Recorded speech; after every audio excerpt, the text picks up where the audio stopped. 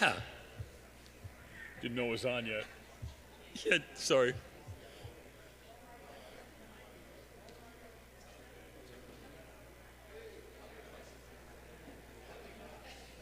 Yeah, I'm waiting for, here it comes, Bets. Okay. All righty. Ready?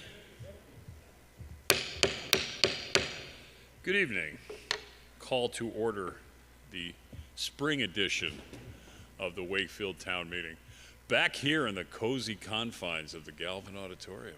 Yeah. Nobody gets stuck in a line outside, huh? All right, are we going to go with the pledge, Madam Clerk? All right. Ready? Yep. I pledge allegiance to the flag of the United States of America, to the republic for which it stands, one nation, under God, indivisible, with liberty and justice for all. Thank you. All right. Return of service of the town warrant to be read into the record. Return of service. I, Constable Kevin Lopes, hereby certify that I have posted the annual town meeting warrant of April 25th, 2023 and May 15th, 2023 on April 12th, 2023. Kevin Lopes, Constable. All right, we are going to start off with the fabulous Dan Sherman financial PowerPoint.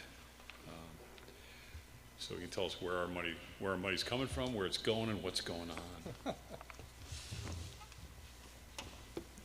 Thank you, Mr. Moderator. Good evening, everybody.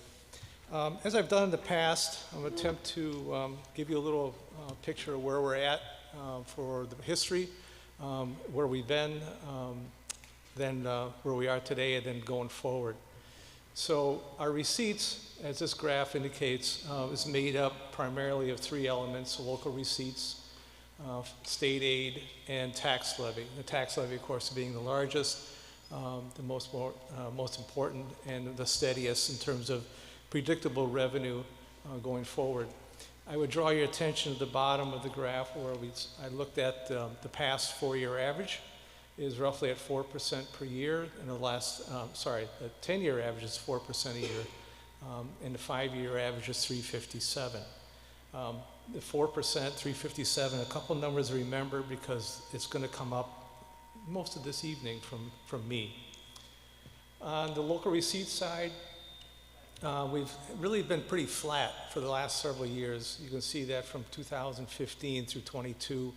We've been hovering in the $7.5 to $8 million range. Recently, we got some numbers from Mr. Gill indicating that we should exceed $8 million for 23. We're going to be probably close to $8.5 million, an uptick. And the most important of those local receipts is the motor vehicle excise tax, and that's the bottom part of the chart. And that's been relatively flat, so it's driven everything else to stay flat. State aid, we had a lot of state aid back in 2001. It's taken till 22 and 21 to finally get back to where we were.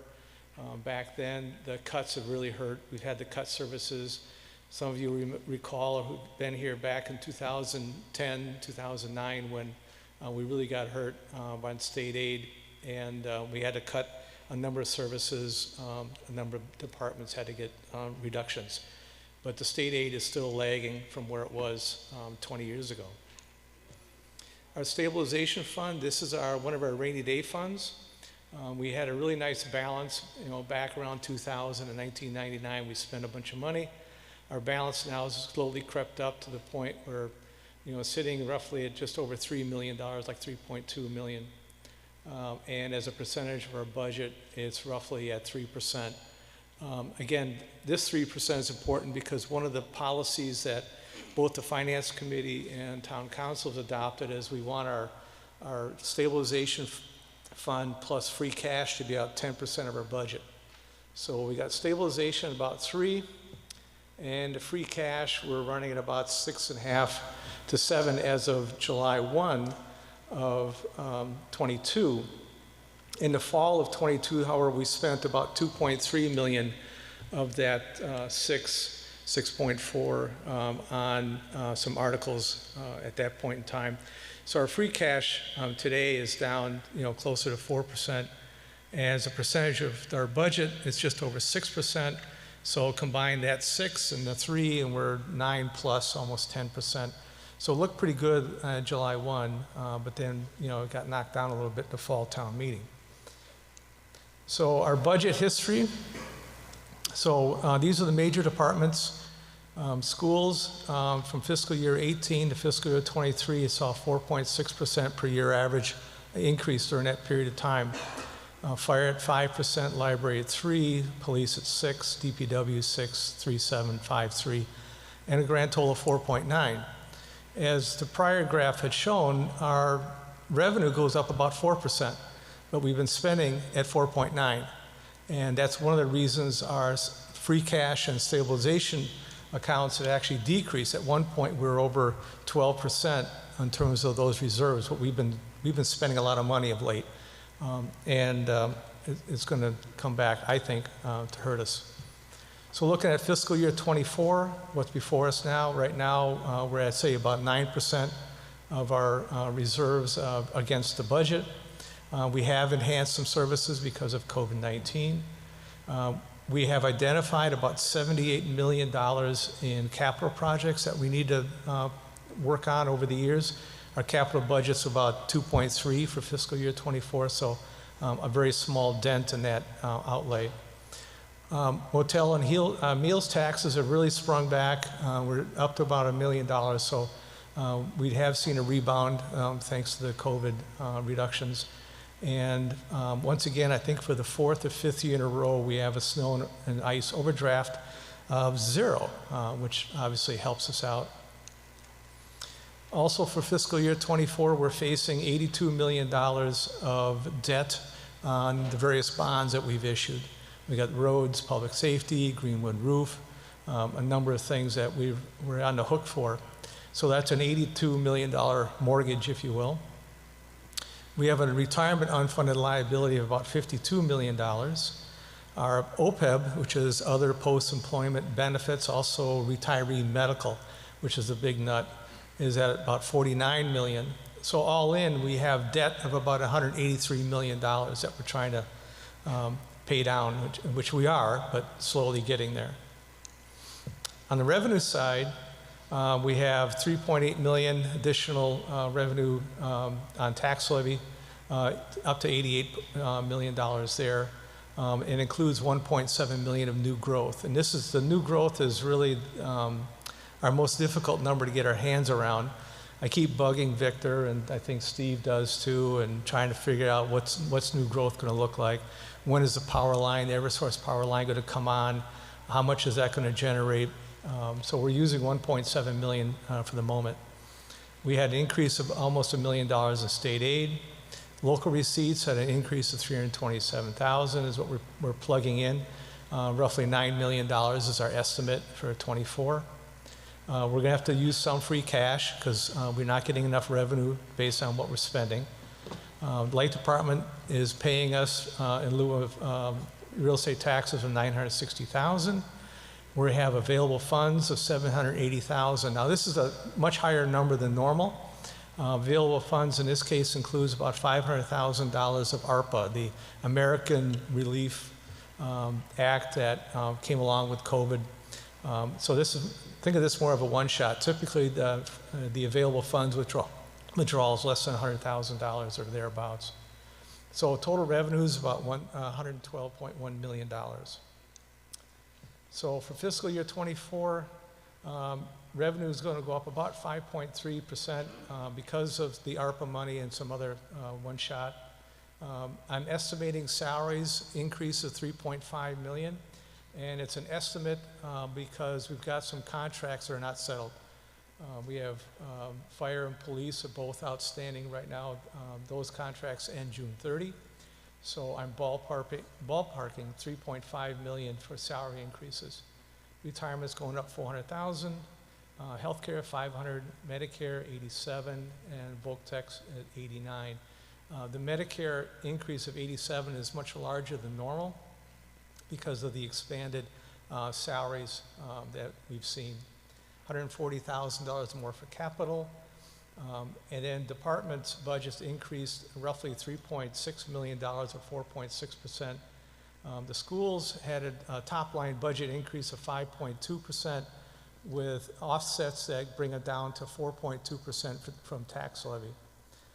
Police and fire are both estimates, as I said, because we don't have contracts yet for the new year. DPW is coming at 3.1 and library as at 3. So total expenditures, we're guessing about $108 million. For 23 becomes $112,869,000 for 24. Total increase of $4.6 million or 4.3%. And revenues, again, is expected to be about 112.1. And that difference of 774,000 is what we're going to draw on free cash. So challenges. So building and field maintenance is still out there. We're still working on that. There's been progress, but past 7 years we've been doing a lot.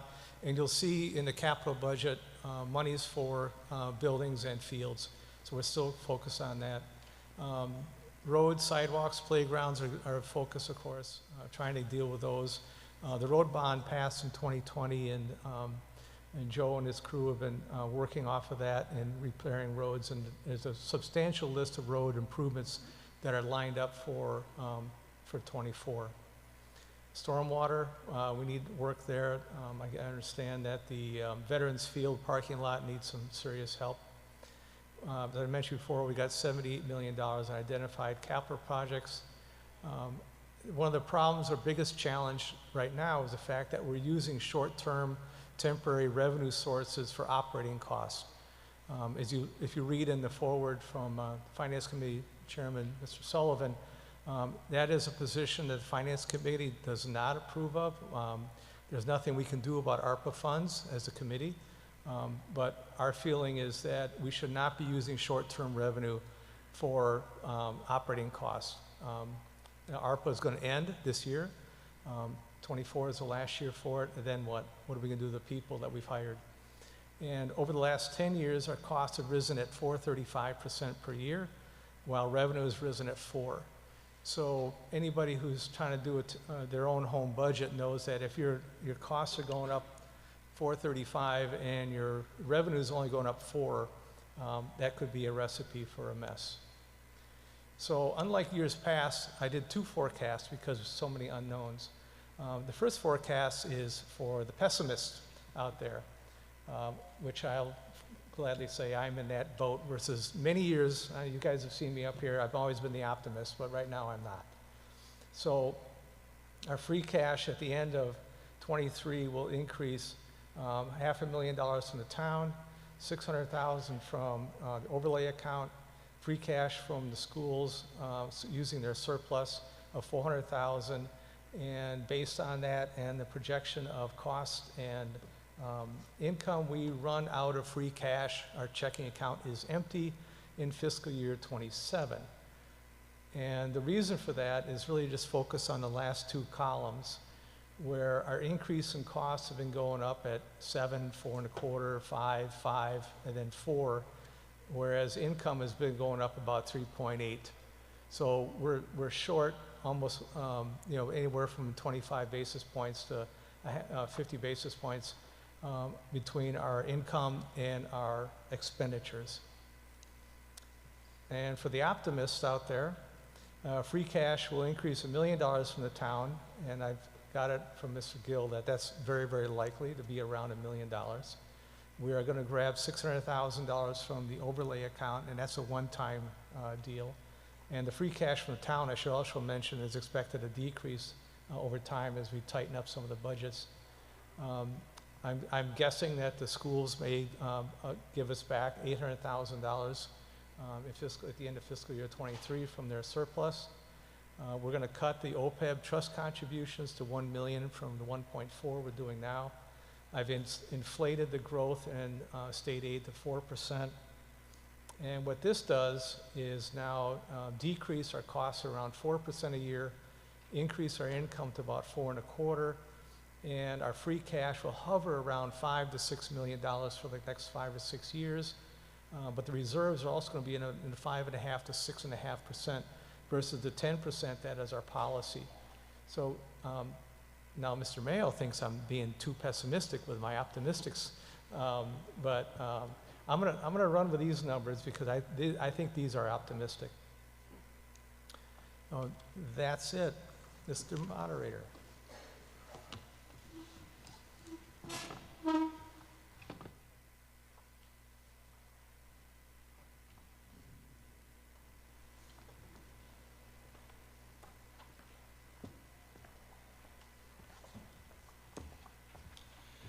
Hey, Dan, thanks so much. I mean, that's just amazing that the town has, you bring this professionalism and do that for us, and it's converted into something that a financial idiot can understand, speaking for myself. All right, now, what we're going to do tonight, we've been trying this out the last couple meetings, is consent agenda.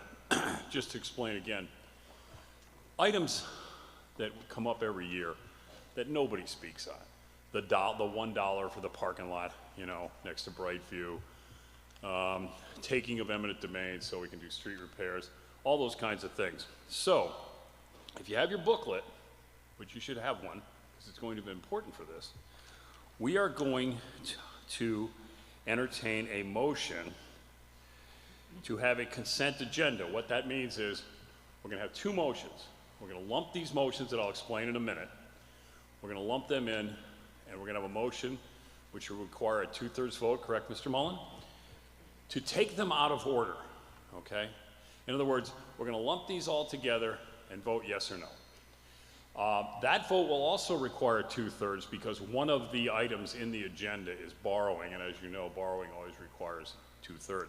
So, I'm going to give you a few minutes here to do a little quick quiz, but we are going to include in the consent agenda Articles 3, 4, 5, 6, 7, 9, 10, and 10, 11, and 12. Let me explain 10, 11, and 12 and save you some extra reading. 10, 11, and 12 are bargaining unit contracts, which have not been resolved yet. So they would be indefinite postponement anyway. So let's agree we can do those. Well, I suggest we agree you can do those because there won't be anything on it. But take a few minutes and look at 3, 4, 5, 6, 7, and 9. I don't want to rush anybody into this. Do you have a question? None of the consent agenda items are borrowings. The eminent domain is a land taking for the dollar, so that's why it's 2/3. The one, yeah, okay, all right. I knew it was 2/3 something. All right, so look at those, take your time and look at those. They're standard, they come up every year, nobody gets up and talks about them. Now, if somebody feels the need to take that out of order, if you want to single yourself out and take that out of order, we will just not, I'll agree to that and we won't include it, and we'll have to spend 15 minutes going over something that really has nothing. I'm kidding. So anyway, look those over and see if anybody has any real concern about no debate on those issues, okay? I'll give you 2 minutes or something, because I know it's giving you a lot of information here right away. Guys have that Jeopardy music?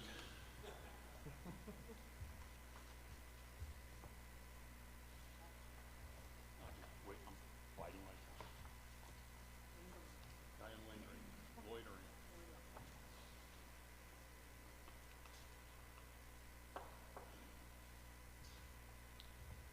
Again, 3, 4, 5, 6, 7, and 9.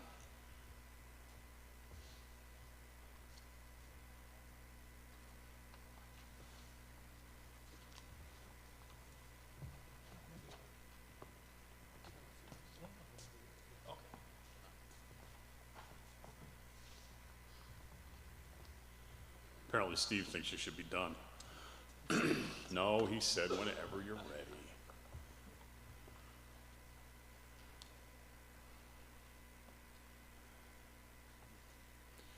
Okay, anybody have any concern about any of the suggested consent agenda items, articles?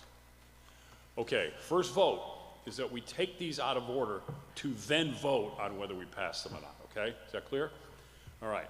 All in favor of taking Articles 3, 4, 5, 6, 7, 9, 10, 11, and 12 out of order, raise your hand. All opposed? Anybody opposed that I can't see? All right, unanimous vote, Mr. Mullen? No required count. Okay, now, we are now going to vote to pass those items, okay? That also requires a 2/3 vote because of the reason Steve told you that I screwed up the first time. All in favor, raise your hand. Make sure you keep your hand in the air. All opposed? Anybody? Anybody? Wonderful. Motions, the consent agenda consisting of Articles 3, 4, 5, 6, 7, 9, 10, 11, and 12, all pass unanimously. All right. Now, we are on to the meat of the evening. Let me get this. Article 1, Article 1, to determine how much money from the town, excuse me, will vote to raise and appropriate from the tax levy or transfer from available funds for general government, protection of persons and property, human services, public works, public service enterprises, education, unclassified benefits and administration, and light departments, specifying what appropriation shall be taken from the receipts of the department or to see what the town will do about it. Mr. Mayo. That the town vote to raise and appropriate from tax levy or transfer from available funds the sums of money as detailed in the following recommendations for the fiscal year July 1st, 2023 to June 30th, 2024. The grand total amounting to $121,491,121. The motions will provide for the breakdown of this amount and the sources thereof in the various classifications as described in the recommendation book to carry out the purpose of this article. Is there a second? Second. Mr. Mayo. Thank you, Mr. Moderator. I know how all of you look forward to my opening comments and historical and pop culture references as we begin town meeting. It is great to be here in the Veterans Memorial Auditorium as we consider some of the important issues for Wakefield over the next year and beyond. In 1622, the town of Plymouth held what is popularly believed to be the first town meeting in Massachusetts. The term used to describe town meeting was court day. It is reported that the main subject in 1622 was the division of land among the families in the area. While we have no such items like that today, this town meeting does have a number of subjects interesting to me, perhaps mundane to others, but all important and necessary. We all know that the landscape has changed, and so must our thinking. Early 20th century Japanese philosopher Kakuzo Okahara wrote, "The art of life lies in a constant readjustment to our surroundings." I would say we have certainly followed philosopher Kakuzo's advice in both our thinking and actions. Over the next few years, we will see a much greater emphasis on walkability and non-motorized rideability, along with a much greater utilization of cleaner and more sustainable forms of energy. We also have increased mental health services for all age groups, are looking to add more capacity to our planning and economic development team, as well as provide more support to our very important businesses and nonprofit partners. We have increased capital expenditures as promised. The strategic placement of our reserves does not come without a financial cost. And as Dan Sherman presented early this evening, we need to be ever vigilant and careful in our budgeting in order to maintain a solvent and prosperous future. We have worked long and hard and diligently with the Town Council, Finance Committee, and School Committee to constantly tweak our financial forecasts and hopefully ensure that the strong balance sheet we all deserve continues. And by the way, Dan, I certainly am an optimist, as we've discussed. We've been doing this for 15 years now together. So once again, I thank all our wonderful volunteers, elected and appointed members of our town committees, our steadfast town employees, especially our first responders who every day put their lives in potential dangers to keep all of us safe, and last but not least, our brother and sister citizens whose support is so important and appreciated. Finally, I wish to thank my department heads, particularly Kevin Gill, our town accountant, John McCarthy, our treasurer, Victor Santinello, our director of assessments, and my administrative assistant, Sherry Dalton. I especially want to again thank the Finance Committee and the Town Council for all their hard work, support, and dedication. It is important to note that all budgets and articles before you today of a monetary nature have been approved by either the Town Council or School Committee, and every budget or article is recommended by the Finance Committee. So with that being said, Mr. Moderator, I will move on to the general government portion of the budget. And my motion for that area is that the town raise and appropriate the sum of $2,789,821 for general government, and provide therefore that the sum of $4,500 be appropriated by transfer from the Wetlands Protection Act filing fees account to the Conservation Commission Personal Services account, and the sum of $2,785,321 be raised and appropriated from tax levy as stated in the recommendation book. Is there a second? Thank you. The general government portion of the town budget provides for the majority of the administrative departments of the town. The total amount recommended for general government is $2,789,821, an increase of $108,933, or roughly 4% from last fiscal year. Although happy to answer any questions, the only real area of substantive change is in the IT department, as we'll be moving data storage to the cloud, which is a much safer option for us, and it costs about $70,000 to do that, so that's the cost there. This budget includes the town council, accounting, treasurers, IT, legal, tax collectors, assessors, town clerks, election registration, conservation, finance committee, planning board, and board of appeals offices are all essentially funded with the exception of contractual and negotiated items. The recommended portion for the general government portion of Article 1 is $2,789,821, with $4,500 from available funds and $2,785,321 from tax levy as stated in the recommendation book. It is unanimously supported by the town council and recommended by the finance committee. Any discussion? Oh, that's right, FinCom. Sorry, Mr. Sullivan. Good afternoon. The Finance Committee recommends favorable action. Any discussion on the general government portion?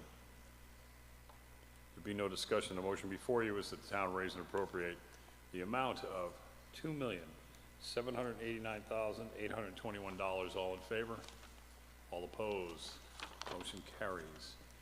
Protection of persons and property, Mr. Baio. Thank you. That the town raise and appropriate from tax levy the sum of $14,031,311 for protections of persons and property as stated in the recommendation book. Is there a second?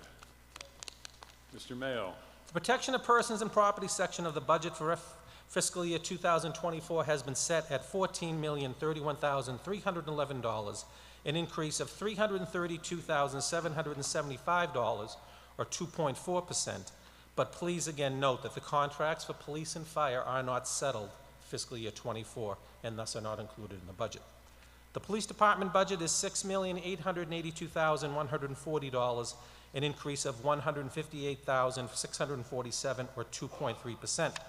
This budget provides for a police force of 47 police officers, including dedicated school resource officers at the Wakefield Memorial High School, Galvin Middle School, and the vocational school, as well as mission-specific positions which focus on domestic violence, mental health, substance abuse, as well as family-related issues. And I think one of our newest members, a service dog, was here earlier. Has Sam left the building, or left the meeting? I guess he has. It's important to note our police department is recognized by the Commonwealth of Massachusetts as a certified police department, and only a handful in the state are so recognized. I believe that not only is the certification a testament to the high quality and ideals proffered by the chief and his entire corps of officers, but has also been helpful in obtaining grants, as well as adopting best practices for the day-to-day operations designed to better serve the public while reducing the risks of lawsuits. It seems that almost daily I receive letters or calls about how professional and caring our police department is at all levels. We owe a great debt of gratitude to the police chief and his entire staff, particularly during these difficult times. The fire department budget is $6,467,517, an increase of $140,185, or 2.2%. The increase are in contractual and overtime areas, and again, please note there is no fire settlement in this budget. I'm happy to say that this budget continues to include the deputy chief and fire prevention officer positions, maintains the Greenwood Fire Station, as well as our continued adoption of best practices by ensuring that each and every fire apparatus is manned by an officer. We are grateful for all the good work they do In just a minute about last night's, or Sunday afternoon's issue, very tragic issue in downtown, and the fact that this was limited to a very tight building in a very tight area, did not spread to the bank next door, did not spread to other offices, and did not spread to Brightview, which we would have 300, frail people that may have had to be moved, is really great job by our fire department. So thank you very much for those of you here today. I think we have an officer in the back, so thank you very much.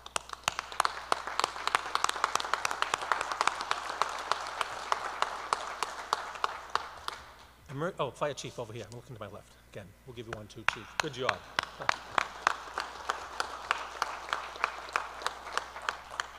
Emergency management is slightly increased as our emergency management director, Tom Walsh, is becoming more part than full-time, or more full than part-time, and it is the best dollar around.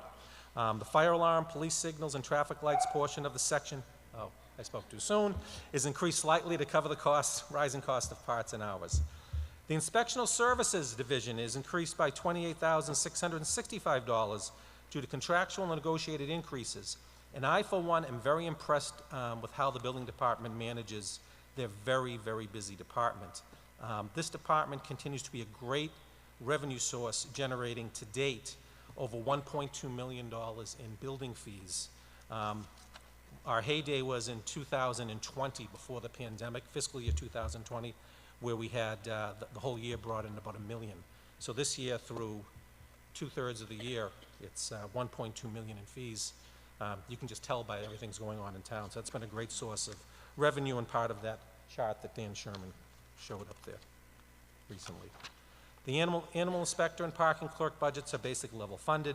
The entire amount requested for protection of persons and property is $14,031,311, all from tax levy. Any discussion under persons and property? There being no discussion. Oh, Mr. Sullivan, sorry, I'll get used to it. Third time's a charm. Well, don't worry. Finance Committee recommends favorable action. Now is there any discussion? Motion before you is that the town raise and appropriate $14,031,311. All in favor? All opposed? Human Services. Hey, Steve, what was the name of that philosopher you were quoting? I'm not gonna, You've come It's a long pretty good, way. huh? You've come a long way from Georgia, Florida line. That's I know. all I'm saying. I like to mix it up. All right, never mind. Kakuzo Okahora. Oh, there you go. Okay, good. I couldn't find a Khalil Gibran that fit my thought processes here. So Okay. I know that disappoints you. All right, sorry I brought it up. Sorry I brought it up. Human Services. That the town raise and appropriate from tax levy the sum of $968,790 for human services as stated in the recommendation book. Is there a second? Mr. Mayo. The request for human services portion of Article 1 is $968,790,000, $34,405 less than last fiscal year. The requested budget for the Council on Aging is $258,689, an increase of $11,389, mainly due to the addition of another part-time senior bus driver due to exploding demand. And this is really a great thing that we have more of our valued seniors that need help getting shopping or to medical places, and the Town Council, in working with the Council of Aging, thought this was a great idea. Part-time, doesn't add anything to benefits, but brings a great service to the community. The Health and Human Services budget is recommended at $389,892. It is certainly clear that from the federal level to the local level, increasing services to better the mental health and well-being of all is paramount. Our partnership with Melrose and Stoneham is paying huge dividends in delivering services, keeping costs down, and enhancing our ability to receive grants. Last year, we added new positions to this department, and we are already seeing better coordinated mental health assistance with the clinicians at the police department, as well as assisting our citizens connect with vital services. Our goal is to provide these services early on in order to reduce the need for more drastic and costly intervention later. And I tell you, in my opinion, I think it's working. We only need to listen to the nightly news, both locally and nationally, to see how society at every level is beset with many mental health needs that were only exacerbated by the pandemic. And I really am most proud that Wakefield has and will continue to be the gold standard in this regard. Really a great job by this department. Another great job is by the Recreation Department, and that budget is increased by $6,097. Dan McGrath and his staff continue to provide a great programs for community, young and old. I expect an explosion in activities this summer, so sign up as soon as programs become available, because I myself have been aced out of pickleball the 2 or 3 times it's come up. Just haven't got a chance to sign up quick enough. I don't know anybody to help me out. The veteran budget is decreased by $58,707 as we continue to right-size the budgeted amount currently needed for veterans' benefits. But let me tell you, as I stated before, for the last 15 years, no veteran will ever be turned away, and we haven't turned one away in 15 years. The Veterans Benefit Department administers payments to recipients of hospital and medical benefits, as well as ordinary subsistence benefits. The town is reimbursed up to 75% of these costs by the Commonwealth of Massachusetts. Again, our collaboration with Melrose and Saugus has provided a department which is doing much more for our veterans. Special thanks to our Veterans Advisory Board. This board continues to assist in the outreach effort to provide the best possible services for our veterans. The total recommendation for Human Services section of Article 1 is $968,790, all from tax levy. Mr. Sullivan. Finance Committee recommends favorable action. Any discussion? Under the motion. There be no discussion. The motion before you is that the town raise and appropriate $968,790. All in favor? All opposed? Motion carries.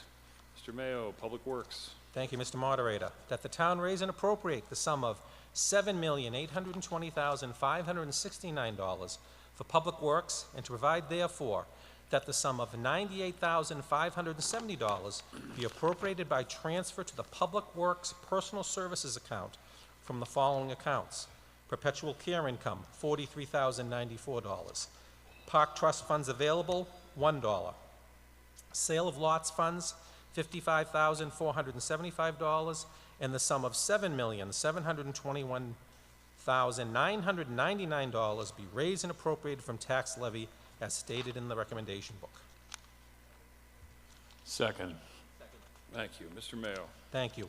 The request for the Public Works budget is $7,820,569, an increase of $236,439, or 3.5% over last year.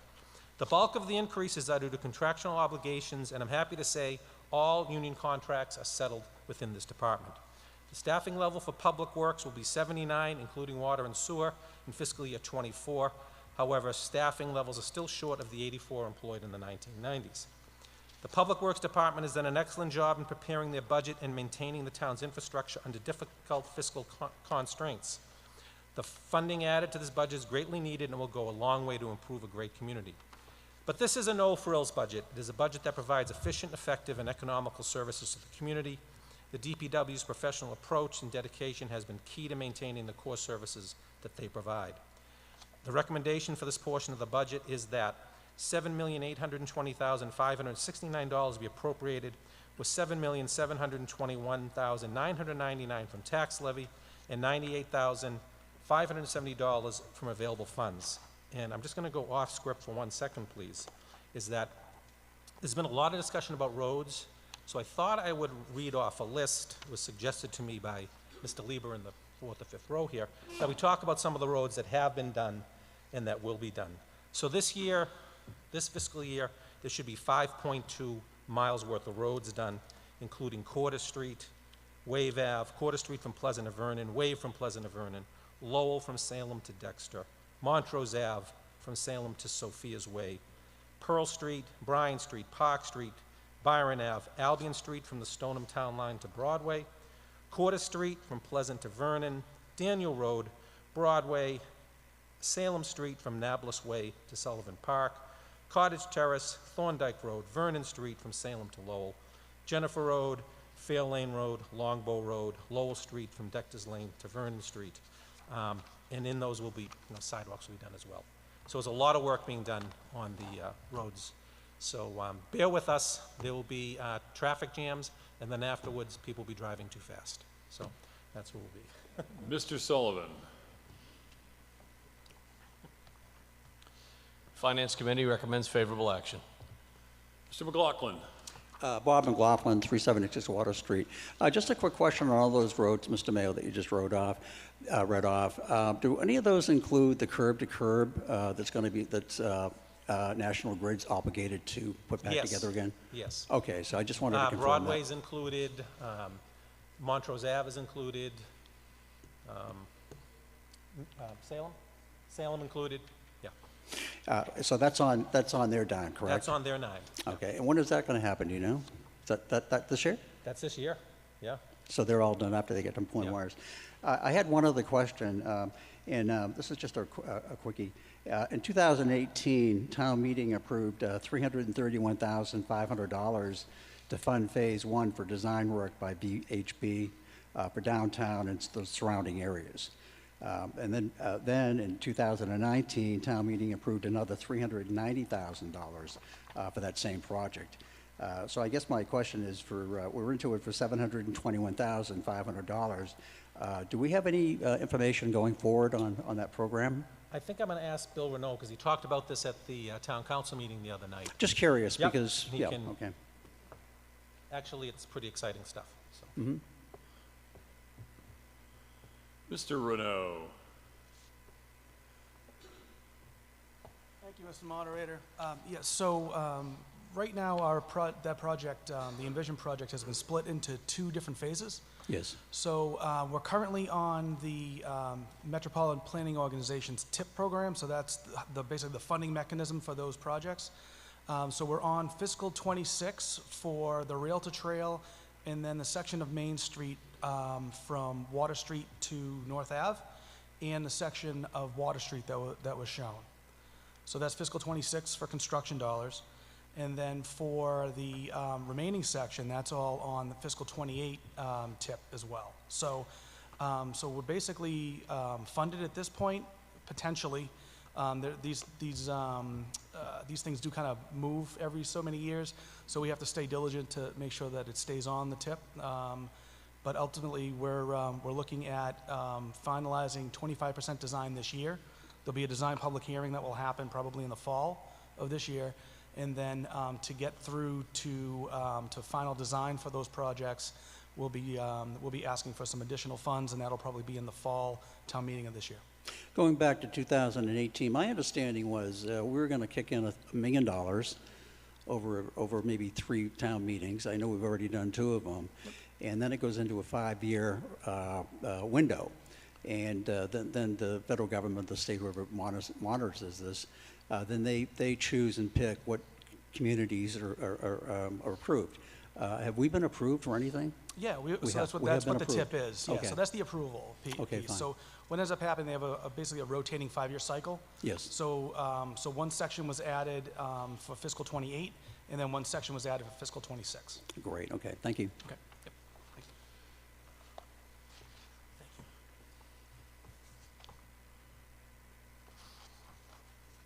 Oh, okay. Any further discussion? Motion before you is that town raise and appropriate $7,820,560. All in favor? All opposed? Motion carries. Public Works Enterprise Department, Mr. Mayo.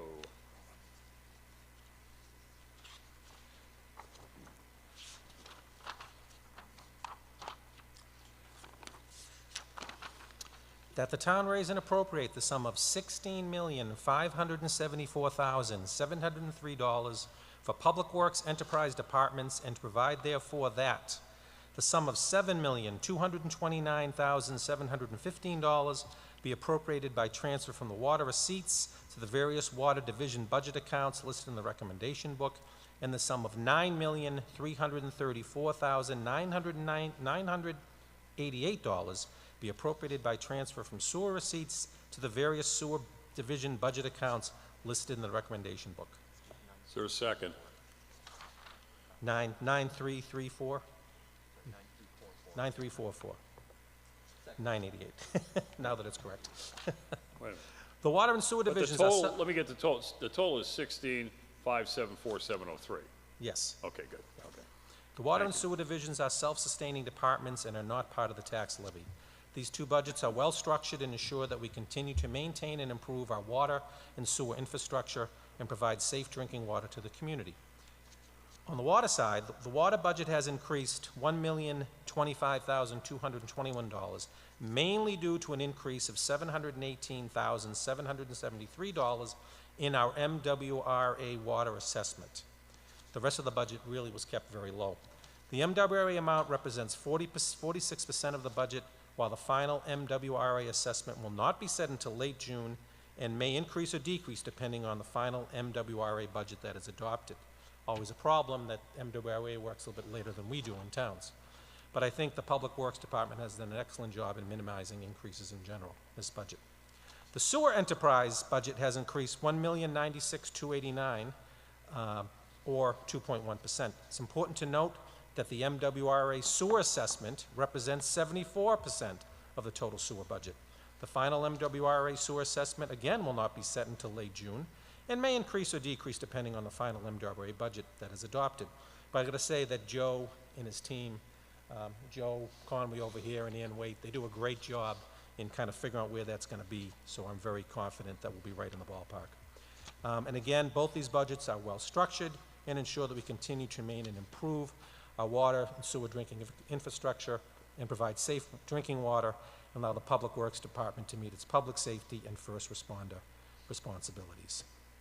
The recommendation for this portion of the budget is $16,574,703 be appropriated from the respective enterprise divisions, and I will say that all contracts in this area are settled as well.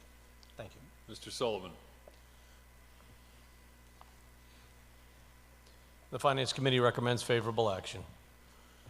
Any discussion under Public Works Enterprise Department? There being no discussion, a motion before you is that the town raise and appropriate $16,574,703. All in favor? All opposed? Motion carries. Next is the School Department. Superintendent Lyons.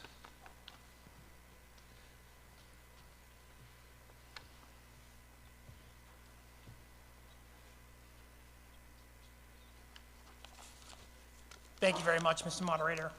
That the town raise and appropriate the sum of $49,705,191 for the school department, and to provide therefore that the sum of $115,000 be appropriated by the transfer to the school department contractual services bus transportation allocation from the offset receipts 2024 bus transportation user fees, and that the sum of $49,590,191 be raised and appropriated from the tax levy.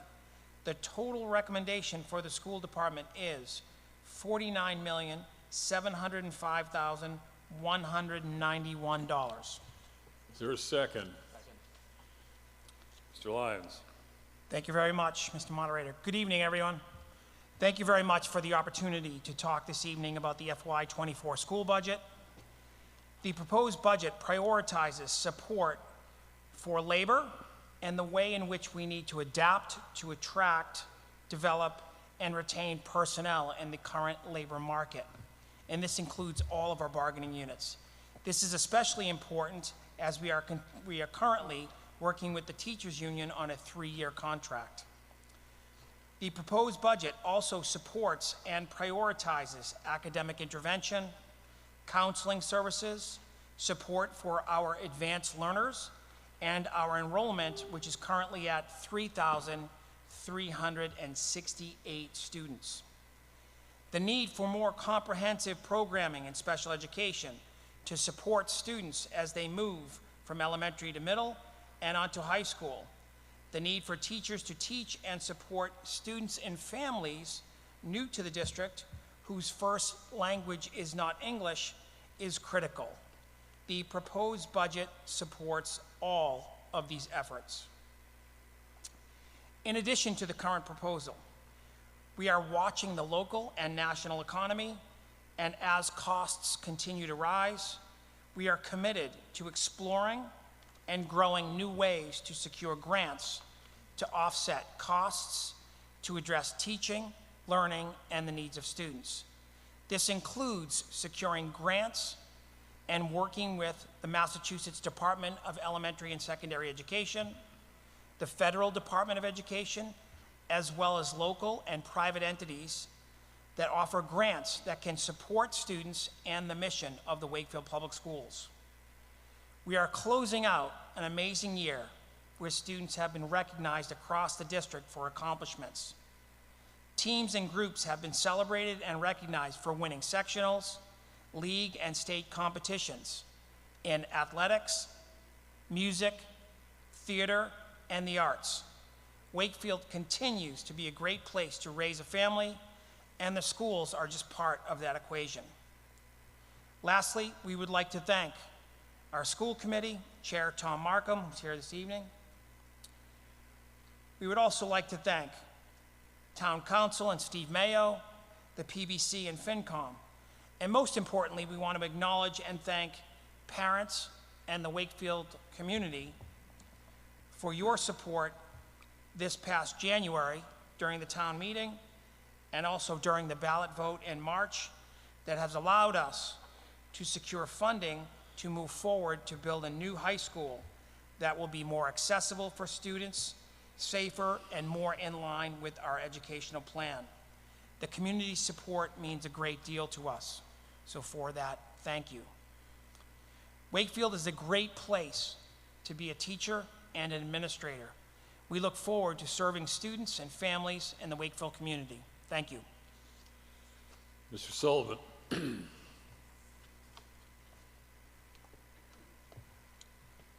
Finance Committee recommends favorable action. Any discussion on the motion before you?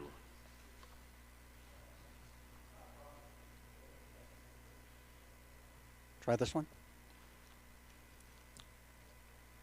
No, I'm waiting on Dan Sherman has I believe Dan Sherman has an amendment.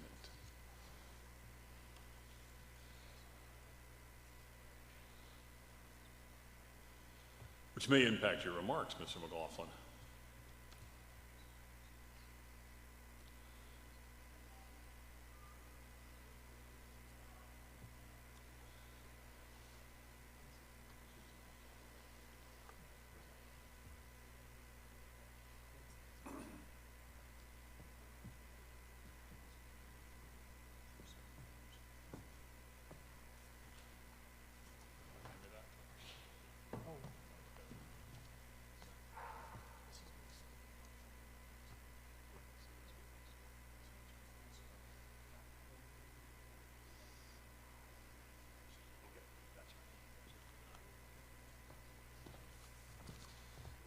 Mr. Sherman, who will read his motion or his amendment, his motion to amend the budget in a minute, is suggest. The essence of my amendment. Whoa, hold on. Let me finish here.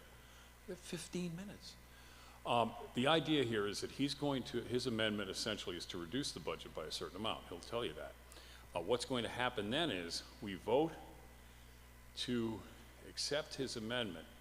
Correct, Tom? We vote to accept, no, we vote on the higher amount and then vote on his amount.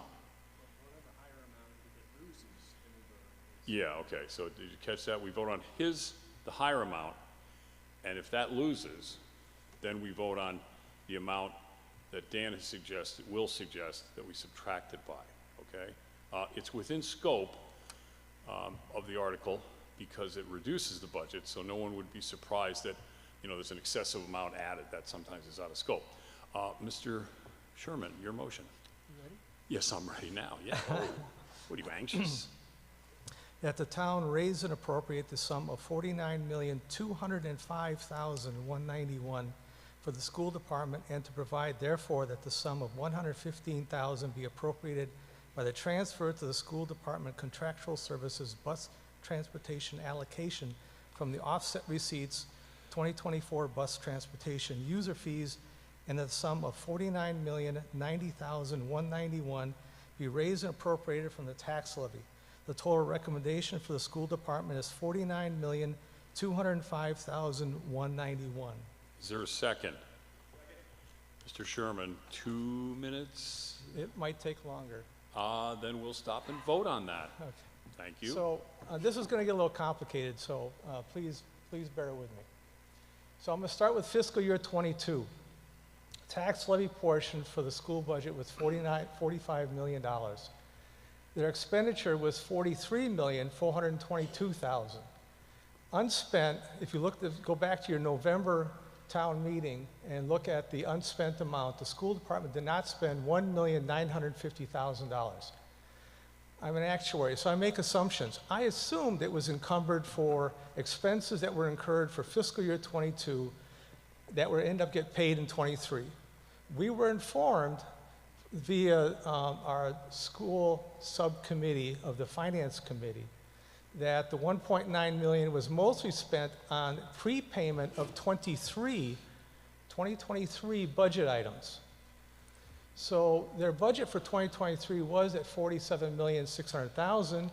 Now they have available $49,553,000. You have 5 minutes. Okay, go ahead. All right, thank you. Yeah. All other departments returned $1.1 million. The school department gave us $4 grand. So they have circuit breaker.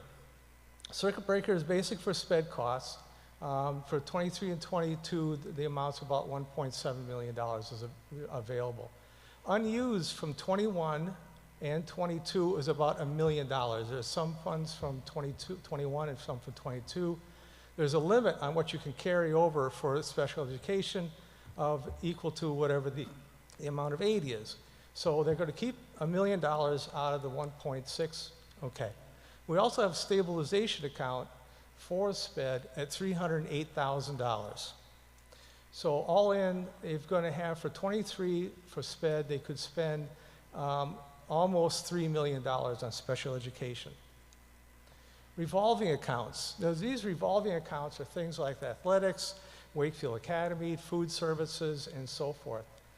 What I give you in front of you up there is the history of the total available for revolving accounts. And revolving accounts, the whole idea is just you bring some money in, you spend it, right? And you have a small carrying balance from one year to the next.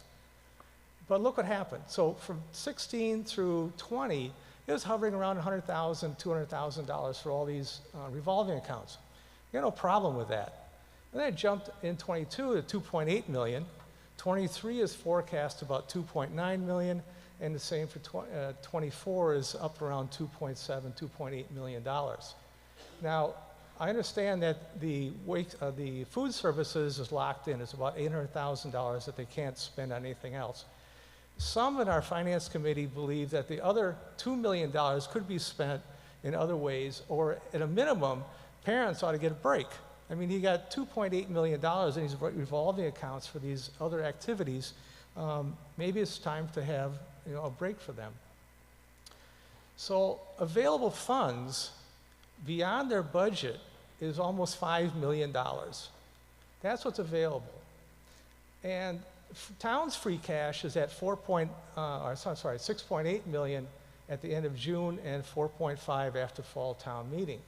They have as much free cash as the town does. So where is it going? What's it doing? My belief is that we ought to reduce the budget because one of the things is we're going to go out for bids on a new school. And the bond rating agencies will look at us, and we're AAA rated right now. So I'd love to be able to say, hey, we got $5 million over here with the schools. We'll include that with our free cash, and our reserves look really good. Unfortunately, the rating agencies don't look at it that way. They don't look at our free cash. They don't look at what the school may have in its checking account. So let's look at 24. So in fiscal year 23, the total budget was $52,673,000. That's both payroll and services, supplies, and so forth. And they took circuit breaker money, they reduced that by 1.6 million. Grants is at 2.2 million, revolving, they took 743. Reading and the town said give them a break, 350,000. Buses, 115, you get down to 47.6 million. For 24, what they're asking for is a top line of 56 million versus the 52 from the year before. That's a 6.5% increase in what they're asking at the top line. How did they get the ask down to what we have in front of us in the book? Well, they subtract circuit breaker, $1.6 million, 2.9 in grants. Revolving, Look what they're doing in revolving. They're grabbing $800,000 from revolving account. And that, what we've been told is that's coming from the Wakefield Academy. It has about 800,000 in it. Mr. Sherman, briefly, I'll entertain a motion to allow Mr. Sherman to speak over 5 minutes. So moved. Second, all in favor? All opposed? Sorry to interrupt, Dan. That's Continue okay. on. So on the, back to revolving, so the increase from 743 to 1.6 million is basically one-time money. It's going to be taking from the Wakefield Academy. The others are supposedly untouchable, so that's a one-shot. The Reading and Town offsets go away. They're grabbing ARPA for $200,000. That's a one-shot. 25, it is a zero. And then you got the buses for 115, so that's the 49 million you see in your book, an increase of 4.17. At this point, we can handle that, okay? We can handle that. But what about going forward? So looking forward, 25 and 26, I looked at their payroll increases from 18 to 23 averages 5.5% per year. The building and services and so forth, the supplies, 2% per year. ARPA funding ends. Wakefield Academy will be at a low end at the end of fiscal year 24. And the teachers' contracts are going to take up the lion's share of their payroll costs for the coming year. So what happens if you increase the 5.5 for a couple of years, 25 and 26? I increased materials and supplies only 40 basis points, a small increase there. So you got new subtotals, 58 and 61 million. Circuit breaker, little increase there, 1.8 million. Grants, maybe they can keep getting the money, get about 3 million in grants. But revolving accounts now are going to be depleted to the point that it's going to drop from 1.58 million down to 1.3. No ARPA money, that's a zero. Bus fees is 115, and so tax levy now is at 52.5 and 55.2. That represents a 5.82% increase, followed by 5.2% in the following year. Our average revenue is 4% per year. And the school department is asking, and will be asking, for 25 and 26 monies that are north of 5% over the prior year. And the other thing to remember, in your book it says that the school department represents about 50% of our budget. It's actually more like 70%, because they also have retirees. And on non-teachers, we went from 172 active employees at the end of 20 to 198 in 22. They added 26 new people in that 2-year period. We also pay for their health care, post-retirement medical care, Medicare taxes, and there's some DPW services. So they represent 70% of our budget, and they're asking us, I think, for next year, going up almost 6% one year and 5% the following. So those are the reasons I'm asking for a reduction in their budget. They've got $5 million available to them for those services that they're asking for, and I'm asking them to return a lot of that money at the year end like the other departments do, and I'm also asking them to reduce their budget for this year, because if they don't, it'll be like Hingham. I don't know if people are familiar with what happened in Hingham. They had to go for an override because their budget was out of whack. And I'm telling you right now, my best guess isn't, if this budget has been the original motion is approved, we're going to be facing an override or significant cuts in services to maintain the schools as the school department would like it. So that's my reason for asking for a reduction in their appropriation. Thank you, Mr. Moderator. Can you, excuse me, just a minute. Can you read the amount you want to reduce it by and what your total budget would be again, just so I get this right? 500,000 reduction. Flat 500. 500,000 from tax levy, Okay, so it brings it down to 205,181. or 191. 191, sorry. That's right. No, We're that's giving okay. it $10. Okay, no. Okay, I just want to make sure. Now, okay, we had a second on that, correct? Yeah. All right, discussion. Oh, I'm sorry, yeah. Is this an amendment from the Finance Committee or an amendment from the So It's from a citizen. The Finance Committee voted, I put in a request for reduction of $500,000 at the Finance Committee. It was voted down by a vote of 4 to 9. It was defeated. All right, so discussion on the motion. Mr. Sherman's motion.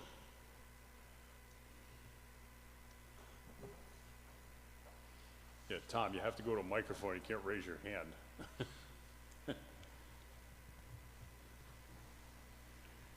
Thank you, Mr. Moderator. Evan Kenny, 9 Cedar Street.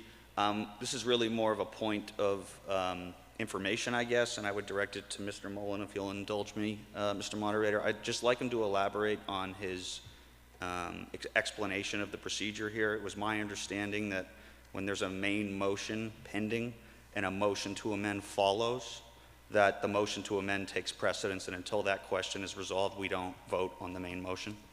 Yeah, but not in this case. Sure. Mr. Mullen. Tom Mullen, Town Council. You're right, that's the general procedure that we follow when there's an amendment made to a main motion.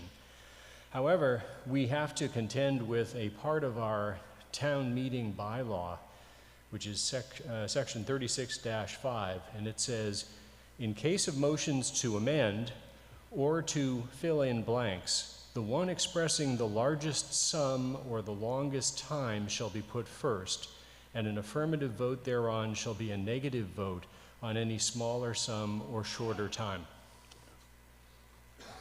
I should know better than to challenge Mr. Mullen's decisions. Thank you, Mr. Moderator. Not a good idea, Evan. Never. Not a good idea. Mr. Lieber. Thank you very much. Daniel Lieber, 1 Elm Street.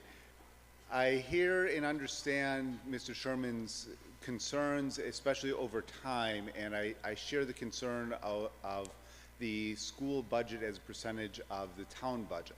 But the question that I see before us is for this coming fiscal year, and we're only dealing with 1 year at a time. So as I look at this 1 year, I haven't actually heard where there is a suggestion of what specific cuts would be made that would affect the budget itself.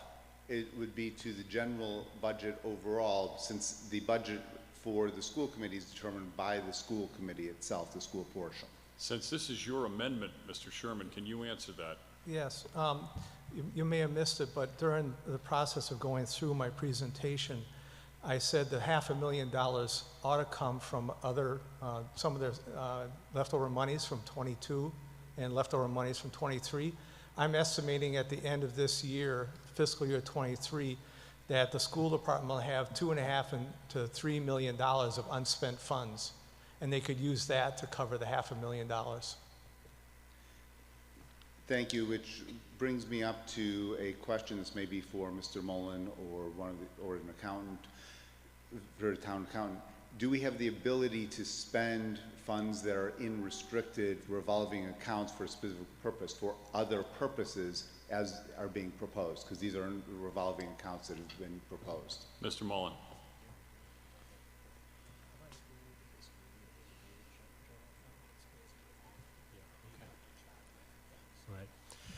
No, the idea of a general, revolving fund is that money goes in generated from some particular program and is spent to support that program. So in each case, there's either a statute or a town meeting vote authorizing the creation of that revolving account and requiring that the money that goes into the fund be used to support the activity that generated that revenue in the first place. Thank you. And on that basis, while I share the concern that Mr. Sherman has, and he's extremely wise in understanding the predictions, I support the main motion on the budget for the school department as projected and as recommended by the full finance committee. Thank you.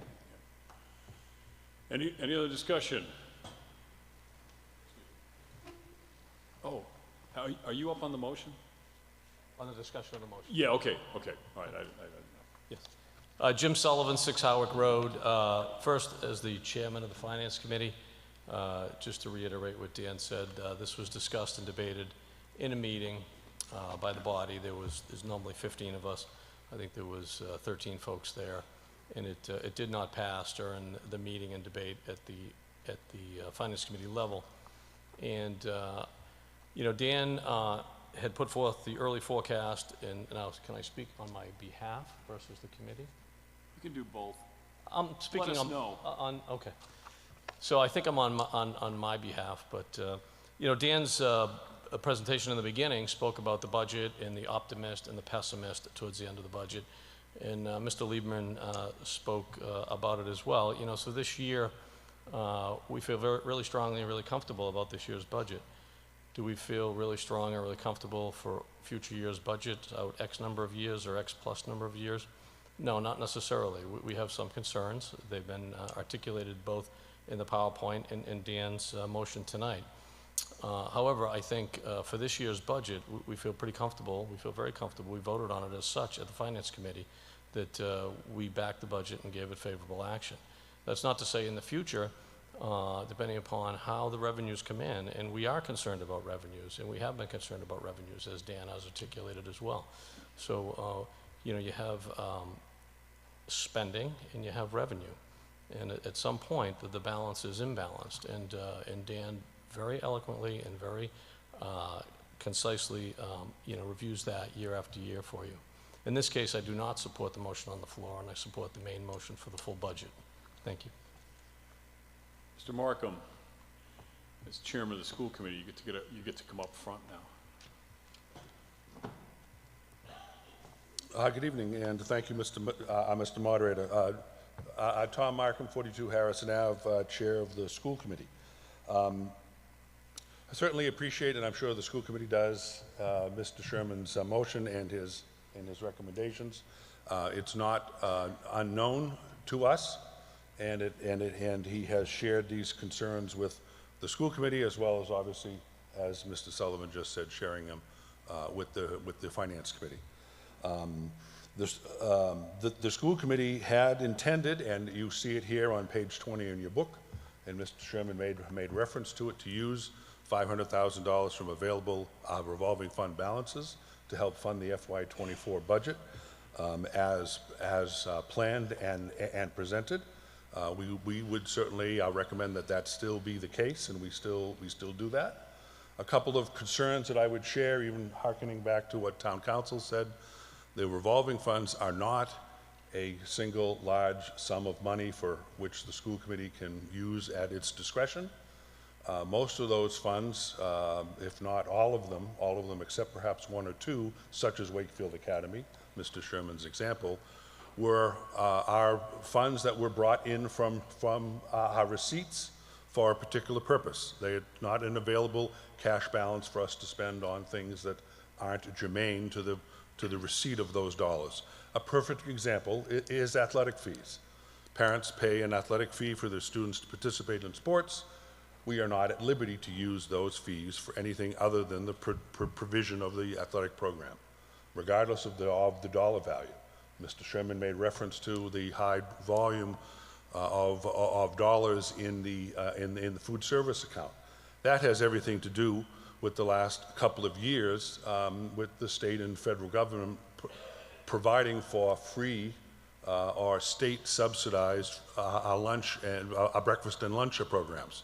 There are still costs related to the operation of that, the provision of food, the payment of salaries, but certainly those receipts are coming in to help offset those funds. One day, it's entirely likely that's going to cease.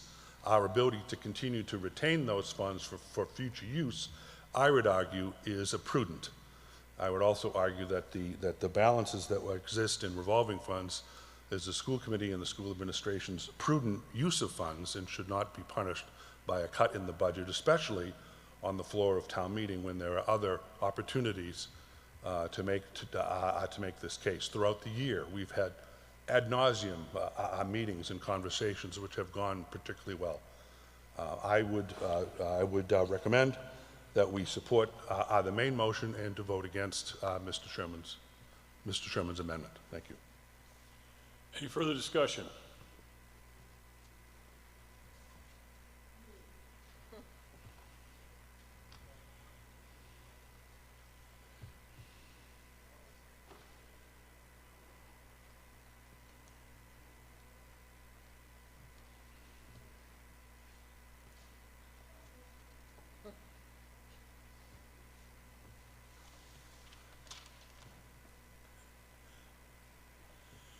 There's one right over there. Stage right, Cheryl.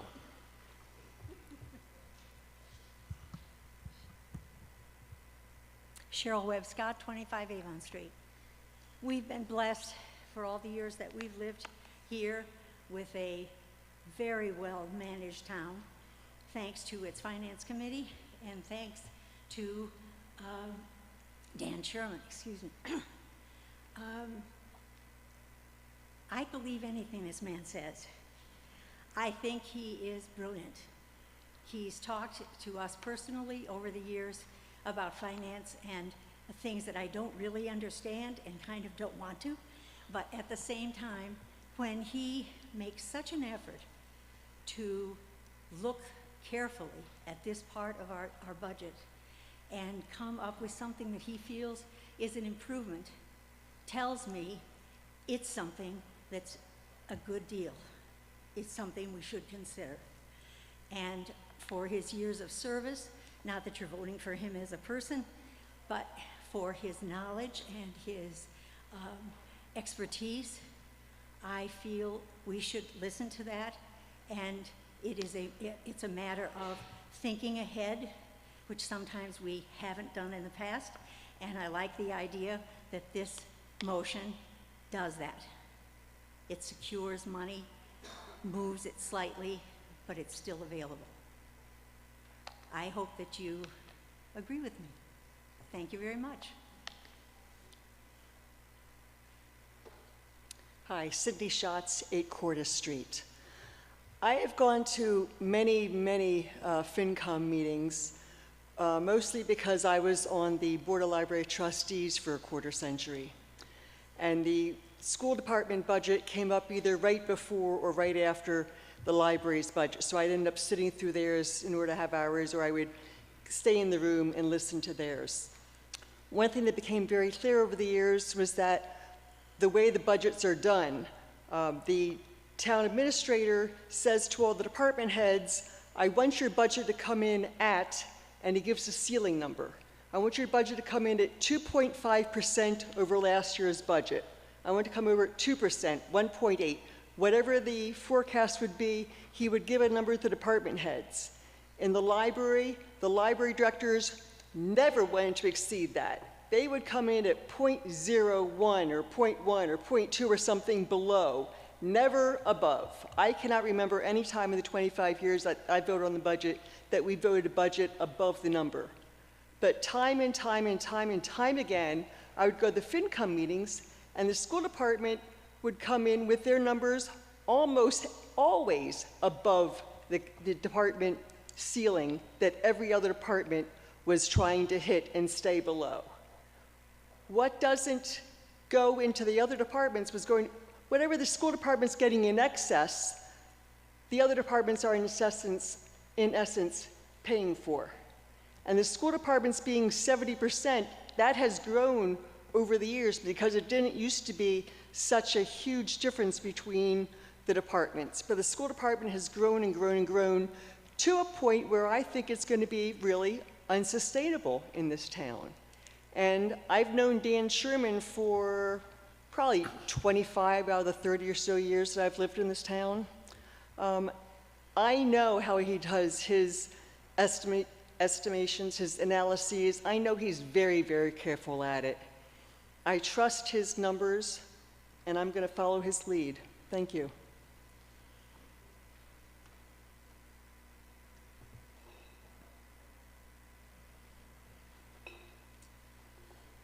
Myra Sessions, 40 Richardson Street. I want to speak in favor of the initial budget of the school committee. That the school committee passed, that FinCom also passed. I think Dr. Lyons in his presentation of the school budget maybe wanted to get us out a little early, really sort of glazed over a little bit of all the incredible things that our school department is doing right now. I know that the money is a lot, it's a significant raise, but I think we can't underestimate the impact of COVID and those 3 years on our school department and on our kids. Dr. Lyons referenced a number of priorities that are happening, that are being implemented right now in our schools. I think that there's what I experienced in my own school with my own kids, and is really teachers and resources being stretched to really meet kids where they are. That's kids who are on the more advanced spectrum. My kids are up here reading their chapter books through town meeting. So we have kids that are really being challenged where they are, sort of on the more advanced spectrum. We have kids who lost 3 years of reading instruction and really need extra investment right now to catch up, and the school system is meeting that need. We have kids who have unprecedented levels of anxiety, of depression. We have a school department that is meeting them where they are, who are investing in those resources to make sure all of our kids thrive, making sure that all kids thrive what they need. I think there's a lot of data out there about what's facing our school department right now, and I think this is not the year to be thinking about how do we cut, how do we nickel and dime our school system. I think our school system is doing a really incredible job at meeting the really unprecedented needs in our community for the 3,350 kids or so that are served every day. And I think, looking forward, I understand that the need to look forward, but right now I think there's really acute needs in our community, and our school system needs the investment that we can give them.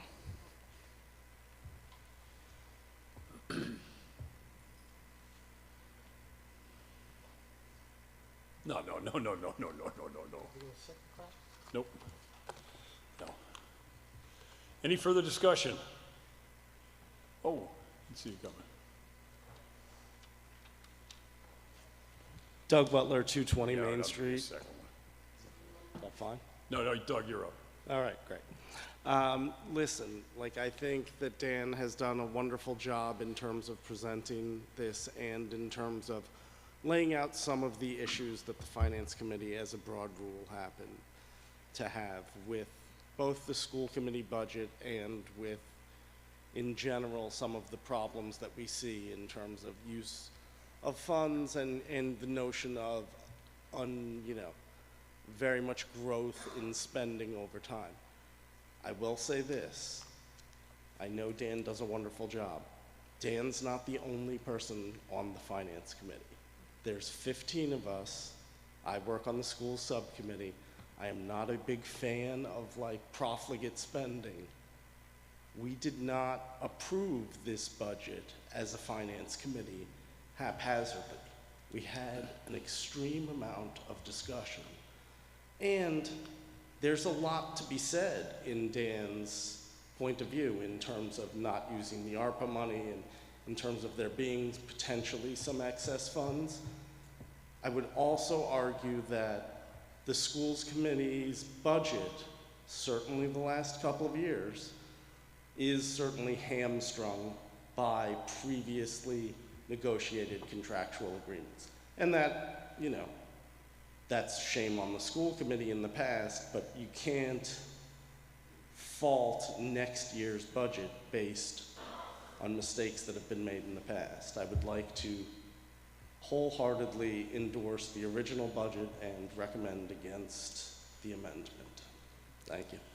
All right, before these two characters get another crack here for 2 minutes, Mr. Mullen, does anyone else wish to speak on this?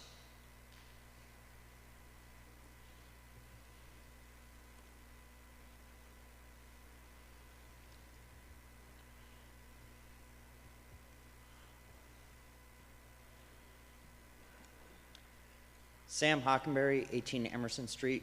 I'm new to Wakefield, but I was the finance committee chairman of my hometown a few years ago. And my hometown is in the place that Dan is worried about, where you're up against 2.5. There isn't the room to put forward the budgets that you really want to support without talking about overrides or lots of debt exclusions in order to find the funding. So I understand and have experienced the fear that he is worried about. Am I concerned that the school has a lot of free cash that then doesn't get turned over to the general fund? A little bit, but generally, I think an important part is while we're looking at revenue being short, while state aid is, while now back at the level it was in 2001 in terms of inflation, is nowhere close to being where it needs to be. Those problems still need to be addressed, they need to be worked on, but for there to be a little bit of padding in the school budget as things eventually start to tighten, we can then utilize that. So I think the question is whether or not we want to use 500,000 of the school's excess funds for next year, or if we want to be doing it in years in the future. I think if the Finance Committee had debated this and voted in favor of the budget as presented, that's probably where we should be at for this year, but it is definitely worth the debate to continue going forward, not just about the school, but across all of the town departments as we work to find more revenue and convince our state representatives to increase state aid to be commensurate with what is needed for Proposition 2.5 to be a functional law. Thank you. Mr. Kenny, you want up again? You got 2 minutes. Try not to walk into this pitch. Into this what? Pitch. You Oh. walked in, yeah. All right. I'd argue this is my first time, Mr. Moderator, No, by the no, way. no, it's not. Go ahead. I'll be brief, Mr. Moderator. I do want to rise. I love Dan Sherman, but my vote tonight has nothing to do with how I feel about him personally. It has everything to do about the substantive nature of his comments. I'm not an actuary. What I read from Mr. Sherman's comments is that we're headed toward a fiscal cliff, and it's not that far in the future. And we can either continue on this path or make the adult decision now. Will we have to face some difficult decisions this year if we reduce this budget by $500,000? Yeah. But if we wait much longer, it'll be a lot more catastrophic, and those decisions will be a lot more difficult and a lot more damaging, particularly to the school system. So eventually we're going to see that cliff. We can either right the ship now or wait until we reach the edge. Thanks.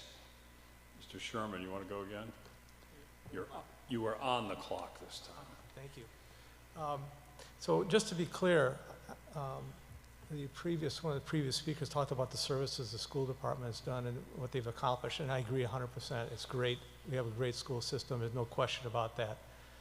My issue is the roughly $5 million that they have available, and why are we asking for stuff that when we've got money sitting someplace that doesn't count toward our AAA bond rating? Right now we have a AAA bond rating.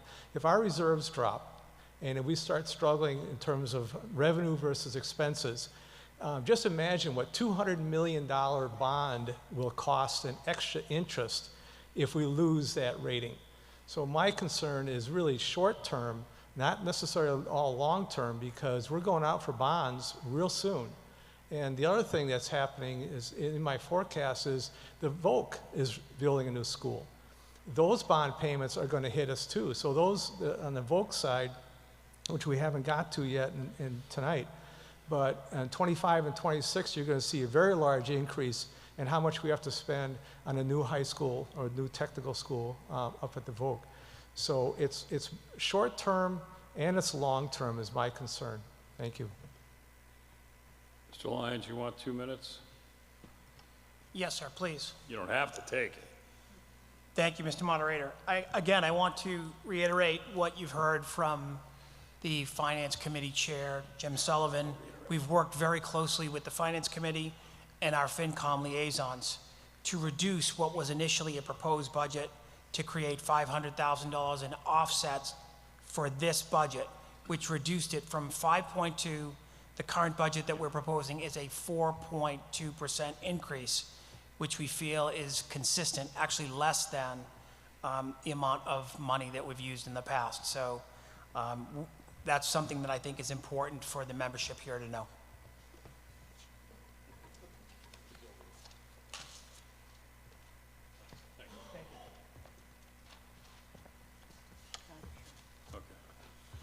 All right. Per Mr. Mullen, we will now vote on the higher amount, which is the original budget. Does anybody have any procedural questions about this? I think it was fairly well explained. Okay, ready?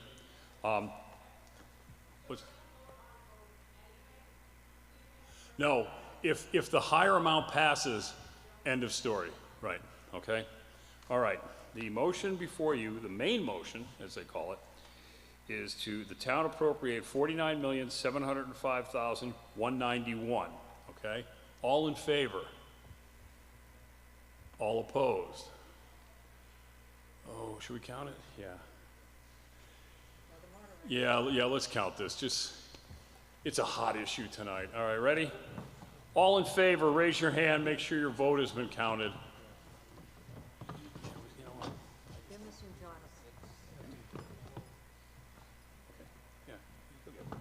Yeah, all right, you'll get it. Yeah, all right. Let's not have a vote count thing again.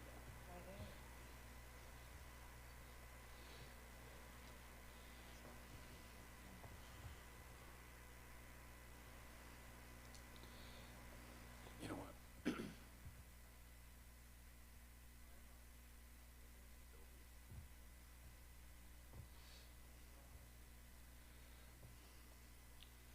We're not even out of Article 1 yet. We're not out of Article 1 yet.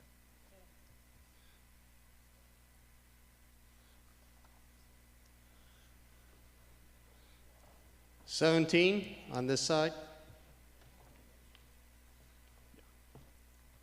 15 on the left. Don't sit down, Bob.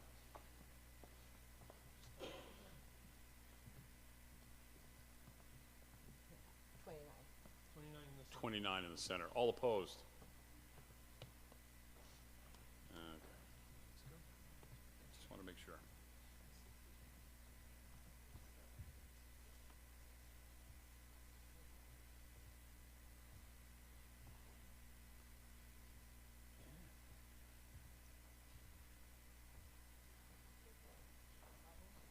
No, it's majority. 10 on this side.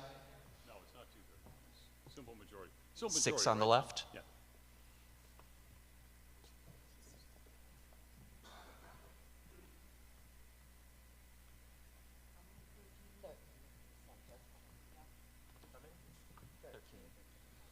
Okay.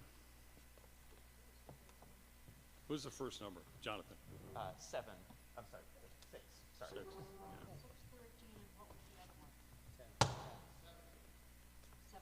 Opposed? No, opposed was Opposed? 10. Opposed was 10. 10, okay. 6, 13, 10. Yeah.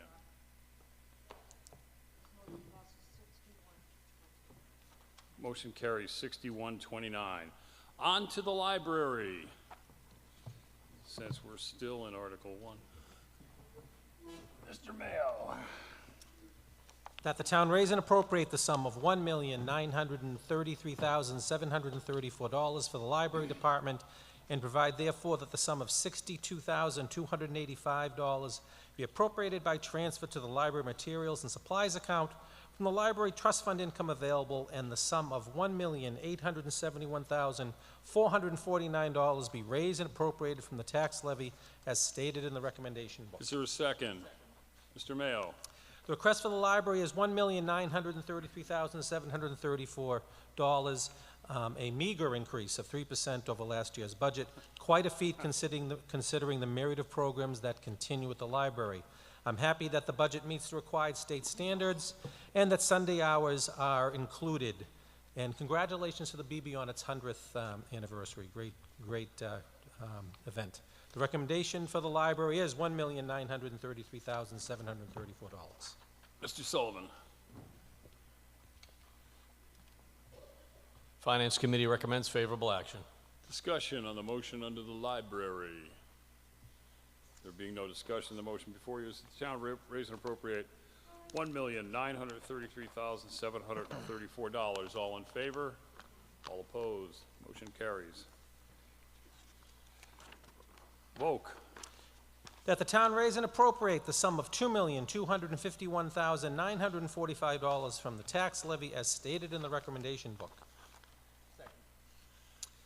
This budget represents an increase of $88,630 over last year and is based upon the enrollment of 101 students at the Northeastern Vocational School. We had 106 this year, as well as 0 students at Minuteman Regional in Lexington and 7 Essex North Shore Regional in Danvers.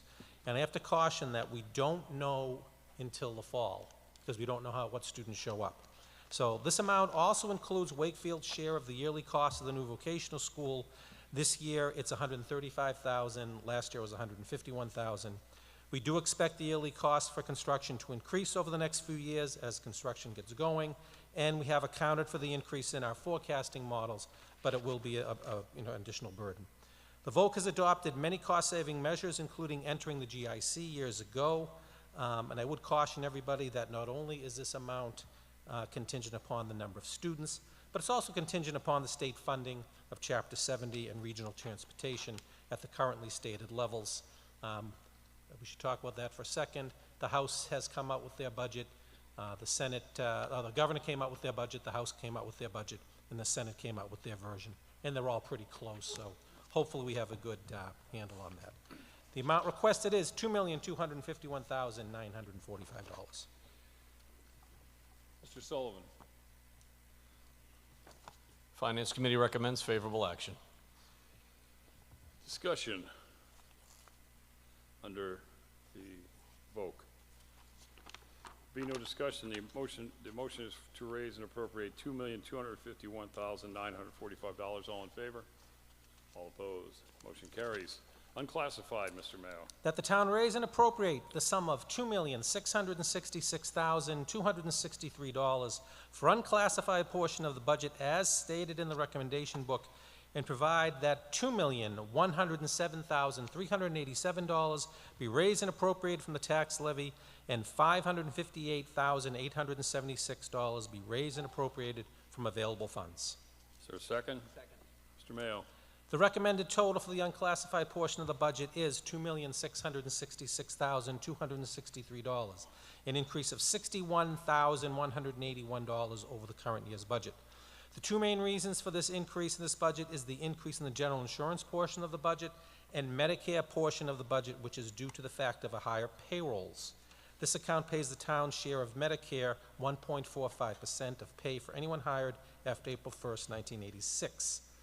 It is important to note that part of this budget is WCAT, and that cable revenues have dropped by $47,629, which is the result of a decrease in cable franchise fees as more turn to streaming devices and limit use of cable. This trend will continue year over year, and the town council is working on a solution as to how we as a community fund this vital service in upcoming budgets. The remaining portions are basically level funded. The recommended portion for the unclassified portion of Article 1 is $2,666,263, with $2,107,387 from tax levy and $558,876 from available funds. Mr. Sullivan. Finance Committee recommends favorable action. Any discussion? Oh, Mr. McLaughlin. Hello? Testing. Bob McLaughlin, 376 Water Street. I've brought this issue up half a dozen times over the years. Having a $2,000 budget for the Historical Commission with a town with this rich history is an insult to my, it's absolutely insane. And I would really like the councilors, through you, Mr. Moderator, I'd just like to speak to the councilors for one moment. Councilors, I would like to see at least one of you take a lead and see if you could up that budget for the Historical Commission so we can get some interpretive signage around town. Tourism always brings money into town, so it would be a very good investment, and I wish we could do that, and I wish somebody would take the lead around here to do that for us. Thank you. Okay. Any further discussion?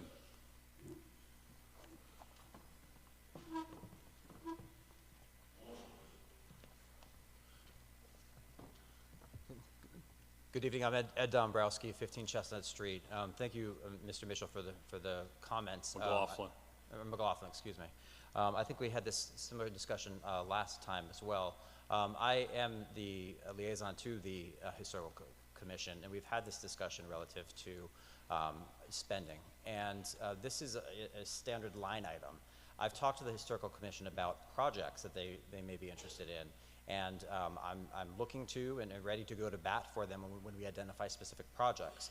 One in particular, and I commend my colleague, Councilor Vincent, is the Soldiers and Sailors Monument. We're able to work to get grant funding for that project. So if we have other projects like that, by all means, I'll be the first to stand up and advocate for it. But the idea of just funding a general line item on a budget without it being a project-based approach, I don't think is probably, I don't think it makes the most sense. Instead, I'd like to be able to deploy those resources at the appropriate time for the appropriate projects when they're identified, and I'm confident that we can do that with the assistance of Mr. Mayo on that. So I would encourage everyone to keep the budget as it is, and when we have those expenditures, I expect they'll probably be considerably more than the $2,000, but for the benefit of the town. But I think we need to take that on an ad hoc basis. Thank you. Are you going to suggest a monument to Pleasure Island Park? Boston.com featured Pleasure Island today, boys and girls. Okay, thanks. You're welcome. How could we go a meeting without Pleasure Island? We can't. There you go. Thank you. It's the only point is, I brought this up several different times over the last few years, and I would like to see if we could, and Mr. Dabrowski, I'd like to meet you, you know, and maybe we could come up with a solution, but I know that I go to town, so you go to Ipswich, Newburyport. Yeah, excuse me.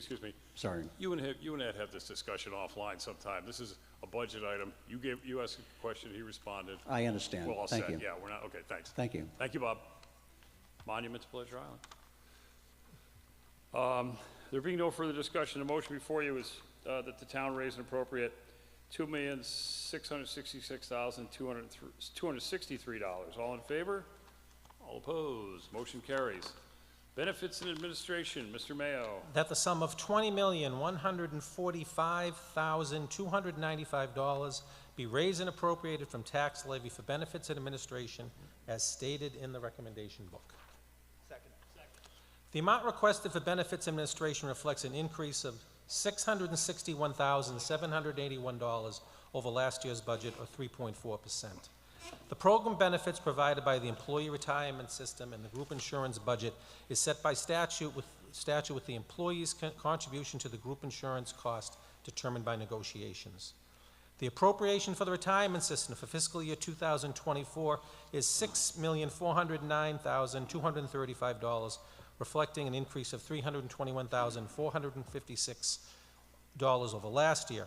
The appropriation is based on an amortization schedule the town initiated in fiscal year 1988 and updates every 2 years and is scheduled to end in fiscal 2035. So only a few years left, and we can use that money somewhere else. The workers' compensation budget request for fiscal year 2024 is actually decreased by $2,500 as our employee injuries have been trending lower, which should result in savings in coming years. As far as health insurance is concerned, in January 2012, the town of Wakefield was one of 4 communities who were able to join the state's Group Insurance Commission. This was only able to occur due to the prompt action of the then Board of Selectmen in adopting the change in state law and subsequent agreement with the Public Employee Committee and the underlying unions. Due to this change in insurance, the town has saved millions of dollars. In fact, in 2012, our cost of insurance as a community was over $14 million without any funding of OPEB. In fiscal year 24, our budget amount is a little bit over $13 million, and this figure includes OPEB at the amount of $1.4 million. And I'll tell you, we have approximately $30 million in our OPEB account. So although we have a long way to go, I'll tell you, Wakefield, as a community that's handled its OPEB obligation and its retirement obligation, is one of the few in the Commonwealth that has done that. And that is something that the Bond Council looks at very favorably on our bond rating. So this movement to the GIC still continues to pay dividends, and our Human Resources Department of Amy Forziati and Karen Doucette continue to work with our employees to enroll them in cost-effective plans for both the town and the employee. In fact, to date, the town has avoided hundreds of thousands in premium fees by helping employees choose less costly plans.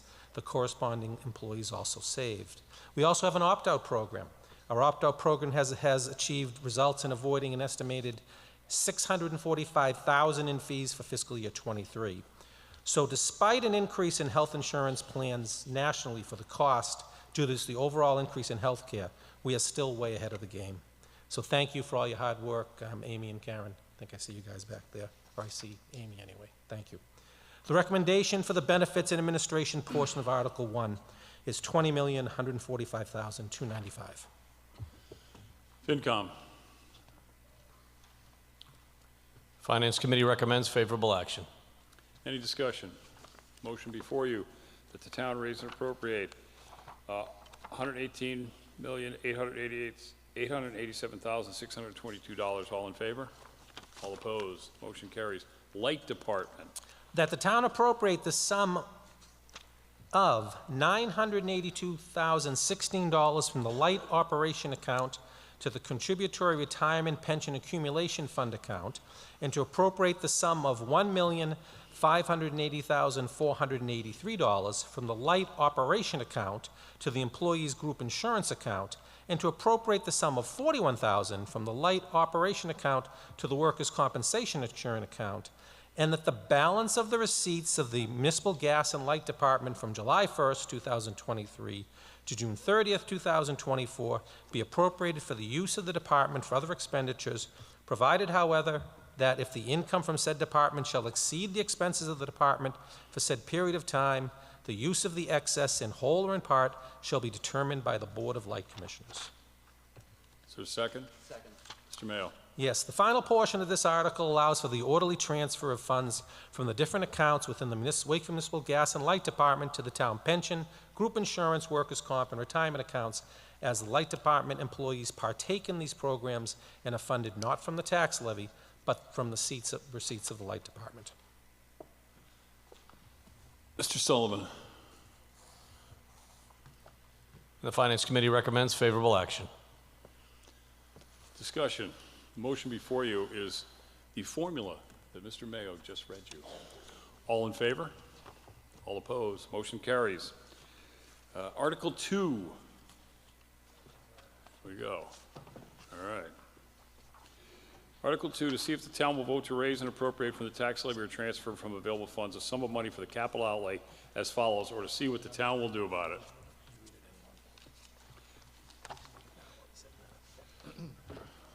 Thank you, Mr. Moderator. That the town vote to raise and appropriate from the tax levy the amount of $2,239,875 and transfer the amount of $477,000 from the sewer retained earnings account to the sewer department capital outlay account, and the sum of $667,000 from the water retained earnings account to the water department capital outlay account to carry out the purposes of this article. Is there a second? Second. Frank, why don't you introduce yourself and say who you are? Hi, Frank Leone, 17 Franklin Street. And hi, everybody. Why are you up here? Now you say because I'm chairman of the capital outlay committee. Oh, sorry. I'm the chairman of the capital outlay committee. Take the air time while you can get it. All right. Thank you, sir. Any questions about that? Unlike Sherman, I don't have eyes behind my head. I don't know how he was reading those figures till I saw the screen. He memorized that all? Proceed, Frank. Thank you. Our committee, we get together a couple times in February and March, and we go over all the budget items that are presented to Joe Conway and DPW. And the people on this committee, they have a very extensive knowledge of a whole bunch of different fields, and I think they're very well informed, and it's a very good committee.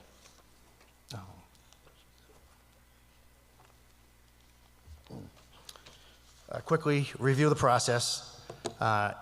Each fall, the town departments submit requests to the CPC through Joe Conway, and requests are compiled a spreadsheet for evaluation and review. And the initial request for this year, for fiscal year 2024, was $6,707,363, and then the water was $842,000, and the sewer $667,000. The CPC invites all interested department heads to come and present their case before us, and we evaluate the request, establish a rank and prioritization for funding, and we work to explore all potential options and efficiency savings, and establishes a yearly plan to try and meet the town budget, which is usually given to us about $2 million. The full budget is in the handout booklets, but I'm just going to go over a couple of big dollar items or some items that are a little bit different. The 3 police cruisers are kind of a standard item every year. Those prices go up, and we want to make sure that the police have new vehicles and have it, they're always going to be functioning and have a full force. We have another sidewalk, a Bombardier sidewalk plow, and then a Cushman UTV for the DPW and for the Parks Departments and the Cemetery Department to use. Couple of big items this year were thrown our way, and there's 3 roofs on here that we felt needed to be addressed right away to prevent future issues. And obviously, it includes a little portion of the town hall rubber roof, if you can see the little circle part. The rest of the roof of the town hall has already been replaced over the last couple of years, so it's just going to finish it so the town hall will have a full new roof. The Albion Street Culture Exchange, it was in need of a roof, and the BB Library to finish. That'll give the BB Library a complete new roof as well.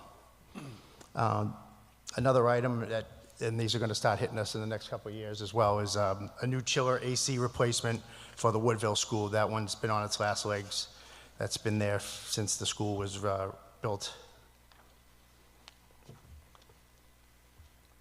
A couple other small items, a mobile pulse lift so that the town employees can operate on larger equipment. A couple outdoor water fountain replacements. As you can see, the old ones down the lake, you can see them rusting out, so we're going to replace a couple of those. And then for the fire department, new gale lockers that actually can fit everything in them for the Greenwood Station. So once again, the recommended appropriation from tax levy is $2,239,875.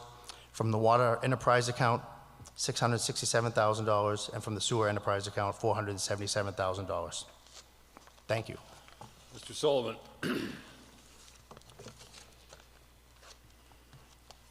Finance Committee recommends favorable action.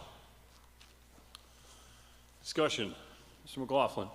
Bob McLaughlin, 376 Water Street. I just have a question. I'm not against it. I'm just kind of curious. The Upper Common Monument restoration is $300,000. Am I reading that right? That's what it is. And so what is what do they have to do to, that's the relatively new, correct?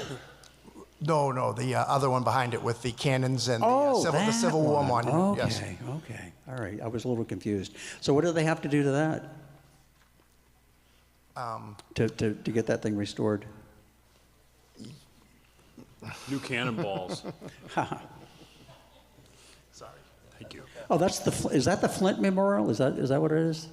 Joe Conway, Public Works Director. So what that will entail is the town council authorized DPW to have a condition assessment of the Soldiers and Sailors Monument done. And essentially what this funding was the consultant's estimate to repair it. I can tell you that the town has gotten their money's worth out of it. I don't think, aside from the fence around it, we put any money into it since 1902. Sure.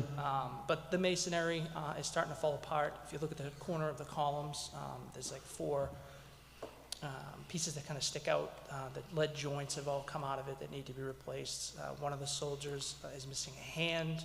The cannon tender is missing some other things. So it'll be completely regrouted. Some of the statues that need repair should be taken off, rebuilt, and then reinstalled. So it'll be a complete rehab from A to Z. Oh, great. Well, thank you very much. Thank you. That's great. Thanks. Attorney Bertrand. Joe Bertrand, 7 Show My Circle.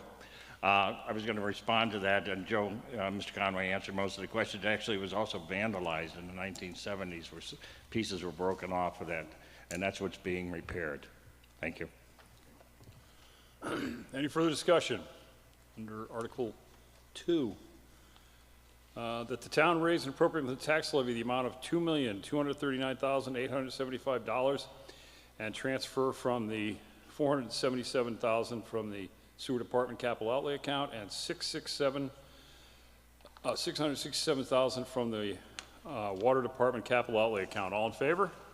All opposed? Motion carries. All right, let me see where we are now with our handy consent agenda. Article 8. Mr. Conway, I've been reprimanded. I can no longer call you by your Braves Little League nickname. Thank you, Mr. Moderator. To see if the town will vote to raise and appropriate or transfer from available funds a sufficient sum of money for the collection, disposal, recycling, and composting of refuse, or to see what the town will do about it. Mr. Joseph Conway. that the town raise and appropriate from tax levy the sum of $2,370,747 to carry out the purpose of this article. Is there a second? Second. Mr. Conway. The Department of Public Works is requesting $2,370,747 for the collection, disposal, and processing of refuse, recycling, and operation of our Nahant Street Yard Waste Facility.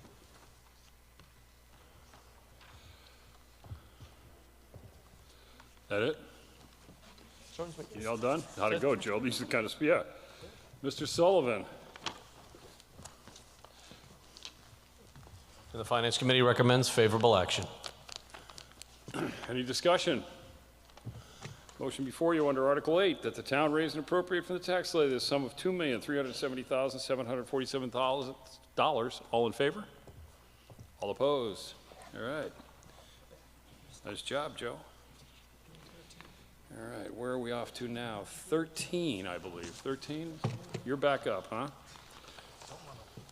Article 13. Two-thirds. Yeah, this is going to be two-thirds, actually. All right. Have it right down there.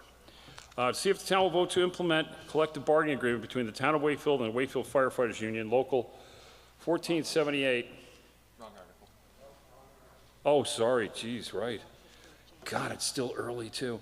To see if the town will vote to authorize the town council to apply for, receive, and expand further appropriation. Oh, that's why Jonathan's he's on it. Money. A grant from the Massachusetts Water Resource Authority for the purpose of funding the town's infiltration inflow removal program, and further to appropriate a sufficient sum of money to fund the town's portion of the costs of the program, and to determine whether to raise the appropriation by borrowing or otherwise, or to see what the town will do about it. Mr. Conway.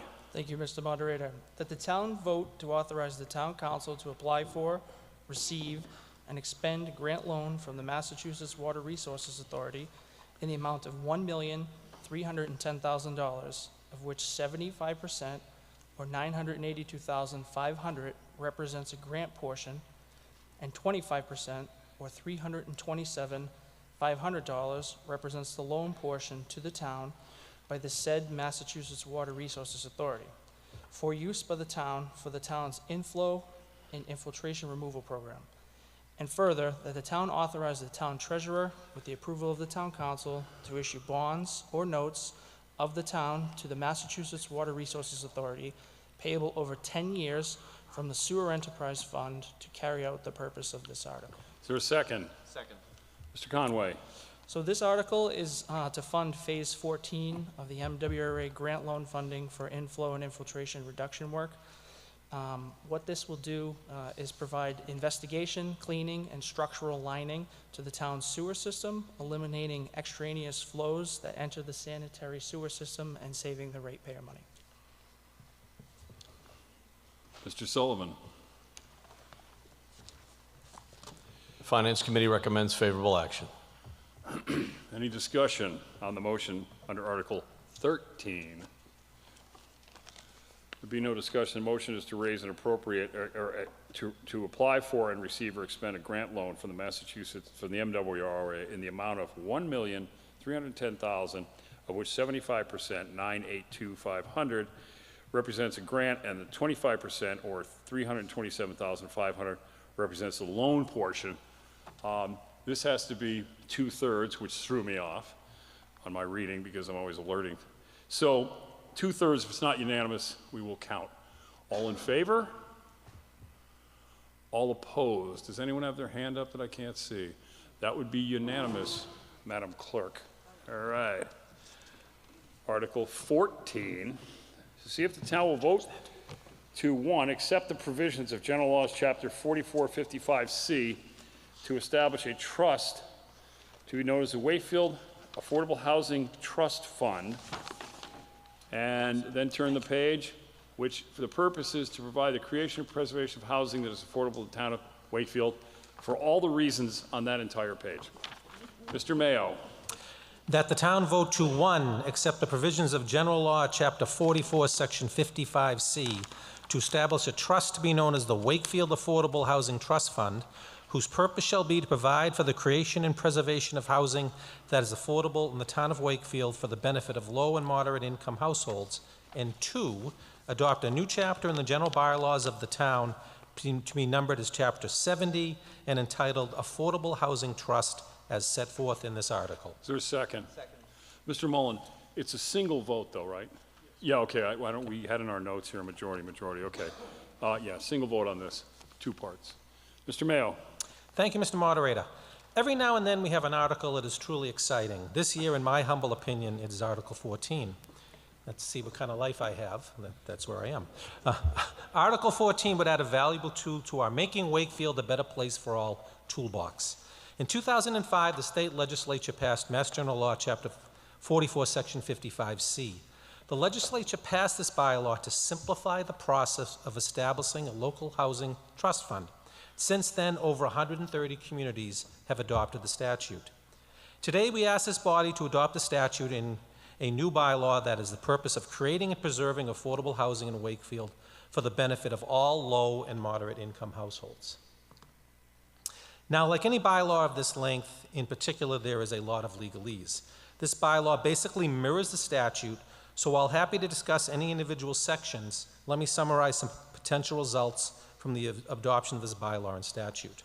A local housing trust will allow the town of Wakefield to be proactive in the development of affordable housing, provide financial support for the construction of affordable homes by private developers and nonprofits, rehab existing homes to convert to affordable housing, increase affordability in new housing projects, develop surplus land or buildings, preserve existing affordable units across town, support rental assistance, and accept and apply gifts for the creation or preservation of affordable housing.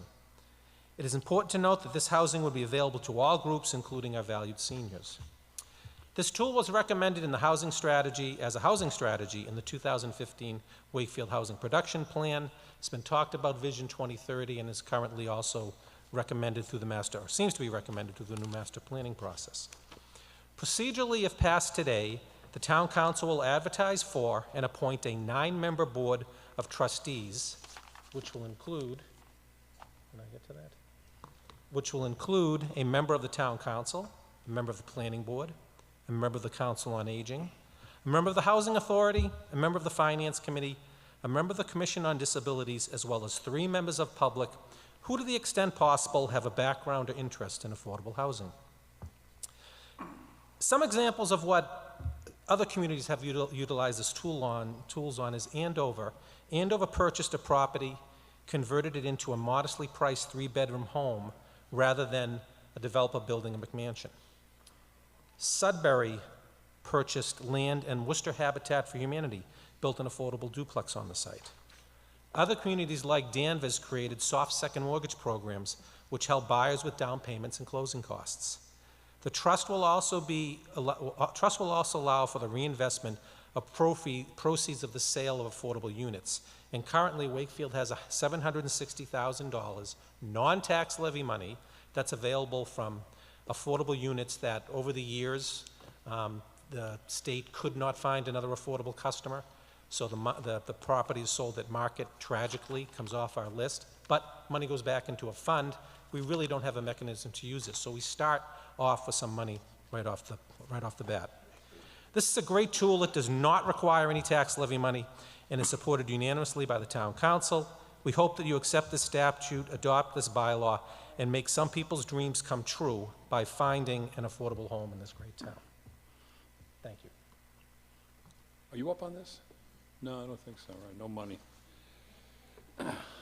You're in the program here. Mine. All right. The motion, any discussion? Sorry. We're on a roll. That the town vote to accept the provisions of General Laws, Chapter 44, Section 55, C, to establish a trust to be known as the Wakefield Housing Authority Trust Fund, whose purpose shall be to provide the creation and preservation of housing that is affordable to the town of Wakefield for the benefit of low and moderate income households, and 2, adopt a new chapter in the general bylaws of the town to be numbered Chapter 70 and entitled Affordable Housing Trust, as set forth in the article. All in favor? All opposed? Motion carries. Thank you. Where are we now? Who are we up on now? 14? Are we up on 14 now? 15. 15. Oh, Mr. Lieber, you starting your show? I am All right. Each one's individual, right? Yeah, just, all right. All right. Oh, so 15 through 18. All right. All right. Here's what we're going to do. I'm going to read the first couple sentences, pause, you read the rest of it to see what it's about, okay? Here's what it is. Article 15, to see if the town will vote to amend Chapter 1 of the general bylaws bylaws entitled Interpretation and Penalties by revising 1.4 entitled Licenses and Permits as follows. Okay, and as follows, and Mr. Lieber will explain that to you, I'm confident. Mr. Lieber, under your Thank motion you. under 15. That the town amend the general bylaws as described in this article. Is there a second? Second. Mr. Lieber. So, thank you. The Bylaw Review Committee has been meeting quite a bit. I'm just going to do a very quick overview of where the Bylaw Review Committee has stood. This will take approximately 1 minute, and then we'll go into each of the 4 articles that we have before us, starting with this article in particular. So the committee itself has been hard at work over the past year. We've had 15 open meetings starting in last June. The town council, or as he's sometimes known as the town barrister, Tom Mullen, provides expert opinions and has prepared all of the articles that are before us tonight.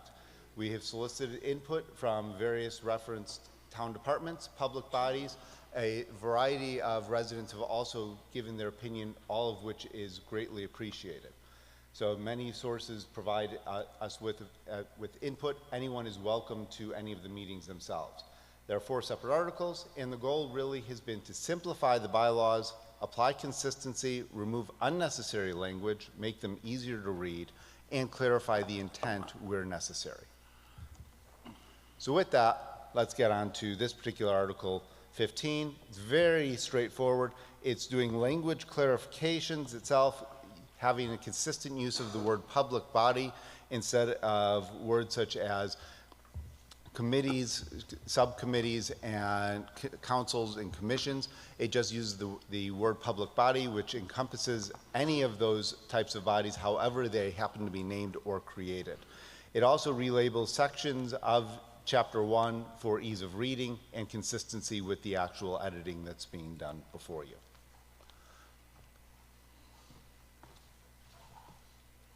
That's it? That's it. Any discussion on Article 15? There being no discussion, the motion before you is that the town amend the general bylaws as described in this article. All in favor? All opposed? Article 16, to see if the town will vote to amend Chapter 9 of the general bylaws entitled Boards, Committees, and Commissions by revising 9.6 entitled Vacancies by deleting and as is contained within the rest of the article. Mr. Lieber. Thank you. That the town amend the general bylaws as described in this article.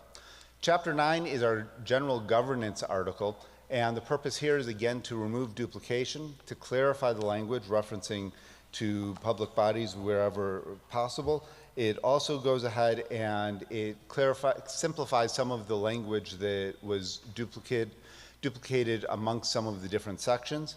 In addition, it has specific accommodations that are now being codified for electronic and hybrid meetings. Back when the prior Bylaw Review Committee met in 2016 through 2019, at that time, no one could ever imagine having primarily electronic meetings or hybrid meetings. And then there was this little thing called COVID that hit, and well, all meetings for the most part are hybrid or electronic. So it's a different world. We're codifying the ability to have that and making sure that access is made as well. In addition, it also incorporates website posting requirements where sites and sections exist for different public bodies.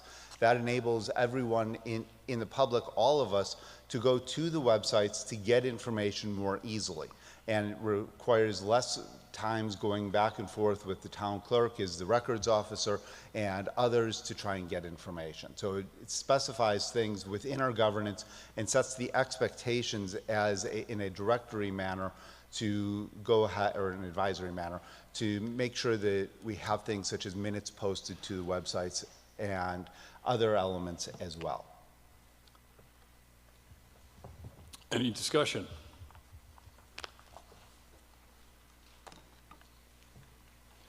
Jeffrey Quinn, 753 Main Street. Up front, it looks like it's removing a procedure for removing a member who absents himself from 5 consecutive meetings. Is that intended to mean physical absence or just non-attendance entirely? It's non-attendance. Okay. Mr. Mullen, do you need to opine on that? It's non-attendance at a meeting, whether they're physically or electronically absent. We do specifically allow for people to attend and have actually allowed for that since the bylaw was adopted in 2018. Yeah, absolutely. What was the reasoning behind allowing someone to miss 5 meetings without holding their feet to the fire, let's say? 5 meetings is a number that was set by the prior bylaw review committee and was adopted by town meeting. And this just goes ahead and removes it for where there's duplication in the process itself. Thank you very much. That's the purpose of it. Any further discussion? Motion before you is to adopt the general bylaws as described in Article 16. All in favor? All opposed? Article 17, to see if the town will vote to amend Chapter 4 of the general bylaws entitled Appropriations and Chapter 5 of the general bylaws entitled Revolving Funds, by revising 4.1 and as the article continues. Mr. Lieber. Thank you. That the town amend the general bylaws as described in this article. Thank you. This is a very simple set of changes. It clarifies a couple of languages. It changes the word financial year to fiscal year with the example of July 1st to June 30th, so that someone who's reading the bylaws will understand exactly what the language is. It's part of the general idea of making the bylaws more understandable by those of us who are not lawyers and prefer to try and understand things by reading them directly. In addition, for the authorized revolving funds, it reduces unnecessary information. Right now, there's a column that talks about maximums that are permitted in revolving funds that are managed by the town council. That is not required by law, and that maximum, while it has not been in effect, is no longer necessary to be codified. So if there's a reason for that money to be there, as long as it is consistent with the revolving fund laws, it will actually be permitted. Any discussion under 17? Being no discussion, the motion before you is that the town amend the general bylaws as described in this article. All in favor? All opposed? Motion carries. Article 18, to see if the town will vote to amend Chapter 21, Article 1 of the general bylaws entitled Surplus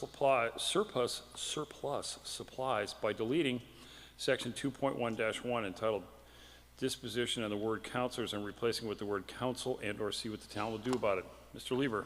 Thank you. That the town amend the general bylaws as described in this article. Second. This is a very simple article just to clarify the language. We've identified that there was a error in concept that individual councilors could potentially have liability that was inappropriate for the town council as a body. This just clarifies that language. Any discussion? Motion before you under Article 19 is that the town amend the general bylaws as described in this article. All in favor? All opposed? Motion carries. Hey, Dan, good job, you and your committee. Thank you. This is right in your wheelhouse, too. It is. Attention to detail. Article 19, thank you, Madam Clerk. Yeah, Article 19, to see if the town will vote to adopt a new Article 5, Chapter 175 of the general bylaws to be entitled Street Names and Numbers, and to include within it the following. Street name changes. Any person proposing the change of a name of an existing street shall follow the procedure set forth in this bylaw, which applies to all ways within the town, whether public or private, that are open to use by the public or approved by the planning board through the subdivision of land process. The bylaw shall be construed and applied as continues on here for the rest of the thing, and you're going to explain that, so we'll all get the gist, correct? Sure. You're going to introduce yourself, say who you are. Hi, Bill Spalding, 42 Gould Street, member of the planning board, representing the planning board tonight. So first of all, I should say the planning board recommends favorable action. No, first you should read your motion. All right, the whole thing? No, on the right-hand side. See that? Yeah. Okay. Yeah, there you go. Article 19, that the town vote to amend the general bylaws by adopting a new Article 5 of Chapter 175 of the general bylaws to be entitled Street Names and Numbers, which shall read as set forth in this article. Yeah. So you say the planning board endorsed this? The planning board recommends favorable action. Okay. Is that And now explain what the whole thing's about. I'll second the motion. Oh, I'm sorry. Thank you. Well, I was giving him a guideline here, Steve. So, thank Mr. you. I took Thank an you, hour Mr. and a half. Moderator. So our planning board, I believe there was a request to the town clerk for a name change. We don't have a bylaw for any type of change of a name for a street. This isn't to start a new street name or anything. It's like a street already exists to change the name. So we reviewed many different towns and cities and what their name change would be and how that could apply to our towns. Everything from Boston to Cambridge, some of the bigger cities, to a lot of the smaller ones that are our size, and then further out west, just to check around to see if there's anything that we were missing. We were happy to be in the right place at the right time. As the bylaw review committee was forming, we were just finishing this up. So we had a lot to review and hand it off. We also had a lot of assistance from town council, Tom Mullen, to help with the wording, because if you've read the bylaws, there's a lot of information there. It doesn't always read clearly. So it's good to get all the information in there. And working with the town clerk to make sure we had the fees and everything correct to what it would cost for administration. Working with the DPW to find out what street signs, how would this work. But the biggest concern we had was the impact on the people who would live on that street, whether it was 1 or 2 residents or renters or a multifamily house. What would the effect be? Think about what's in your wallet. Think about what you have to change the name of your street, what that would mean. So we took this very seriously, and again, with the help from the bylaw review committee, town council, we came up with this Article 19. Is there anything else I need to read from Yeah, you don't need to read it, but maybe you want to tell them, why don't you tell them what happens if you want to change the name? Right, Just give us the, There's some highlights in here. Very commonly we found with other towns and cities that if a street or way, we came up with the general term way after understanding more about this. If a name was changed for a way within 25 years, it could not be changed. If any street or way, or I think road, had a similar type of street in the town that could be confused for emergency services, it couldn't. So we were like, who would review this? So we came up with, again, looking at other towns and thinking about who would review this. So the goal of our planning board is to make sure that there was an application process, and within that application process, that the proposed new street name would be signed by the proponent and make sure that everybody who lives on that street, abuts the street, owns property on that street, would need to be collected by that person who's proposing the name change and then provided to the town clerk. Also within there, within 10 days after receipt of the application, the fire chief, police chief, town engineer, town assessor's office would also be notified to make sure that that was all set in motion as well. After that, there would be a public hearing through our planning board, so anybody could attend to share their thoughts and feelings about what the name change, or if they were in favor or not in favor. And if you don't know, our planning board welcomes anyone to come to it because that helps us make decisions on things such as this. Once our planning board hears from the public, everything's in order, we would recommend to town council favorable action or not. So town council then takes it into their meeting and they decide. They have to make a decision in not less than 120 days and not more than 365 days. I can't remember where that came from, but it was an important piece to make sure there was a time period. And then there's also an option to appeal. That's pretty much the information here, and I can hang out if there's any questions. Any discussion? There being no discussion, the motion before you is to change the bylaw. It's just thoroughly discussed by the planning board. All in favor? All opposed? Okay, that's it, ball game. All right, once again, WCAT, as always. Glad Steve mentioned their funding. Again, these guys do a phenomenal job, so you can't thank them enough. And yeah, they really do. I mean, we still should be applauding them from the high school referendum day. That was like a war zone that they were operating in. Mr. Chines, you're going to miss your big opportunity. We close tonight, huh? Thank you. Mr. Moderator, move to dissolve this town meeting with thanks to you, Madam Clerk, all the residents and staff who attended Is there a today, and of course second? WCAT. All in favor? Thank you very much for showing up.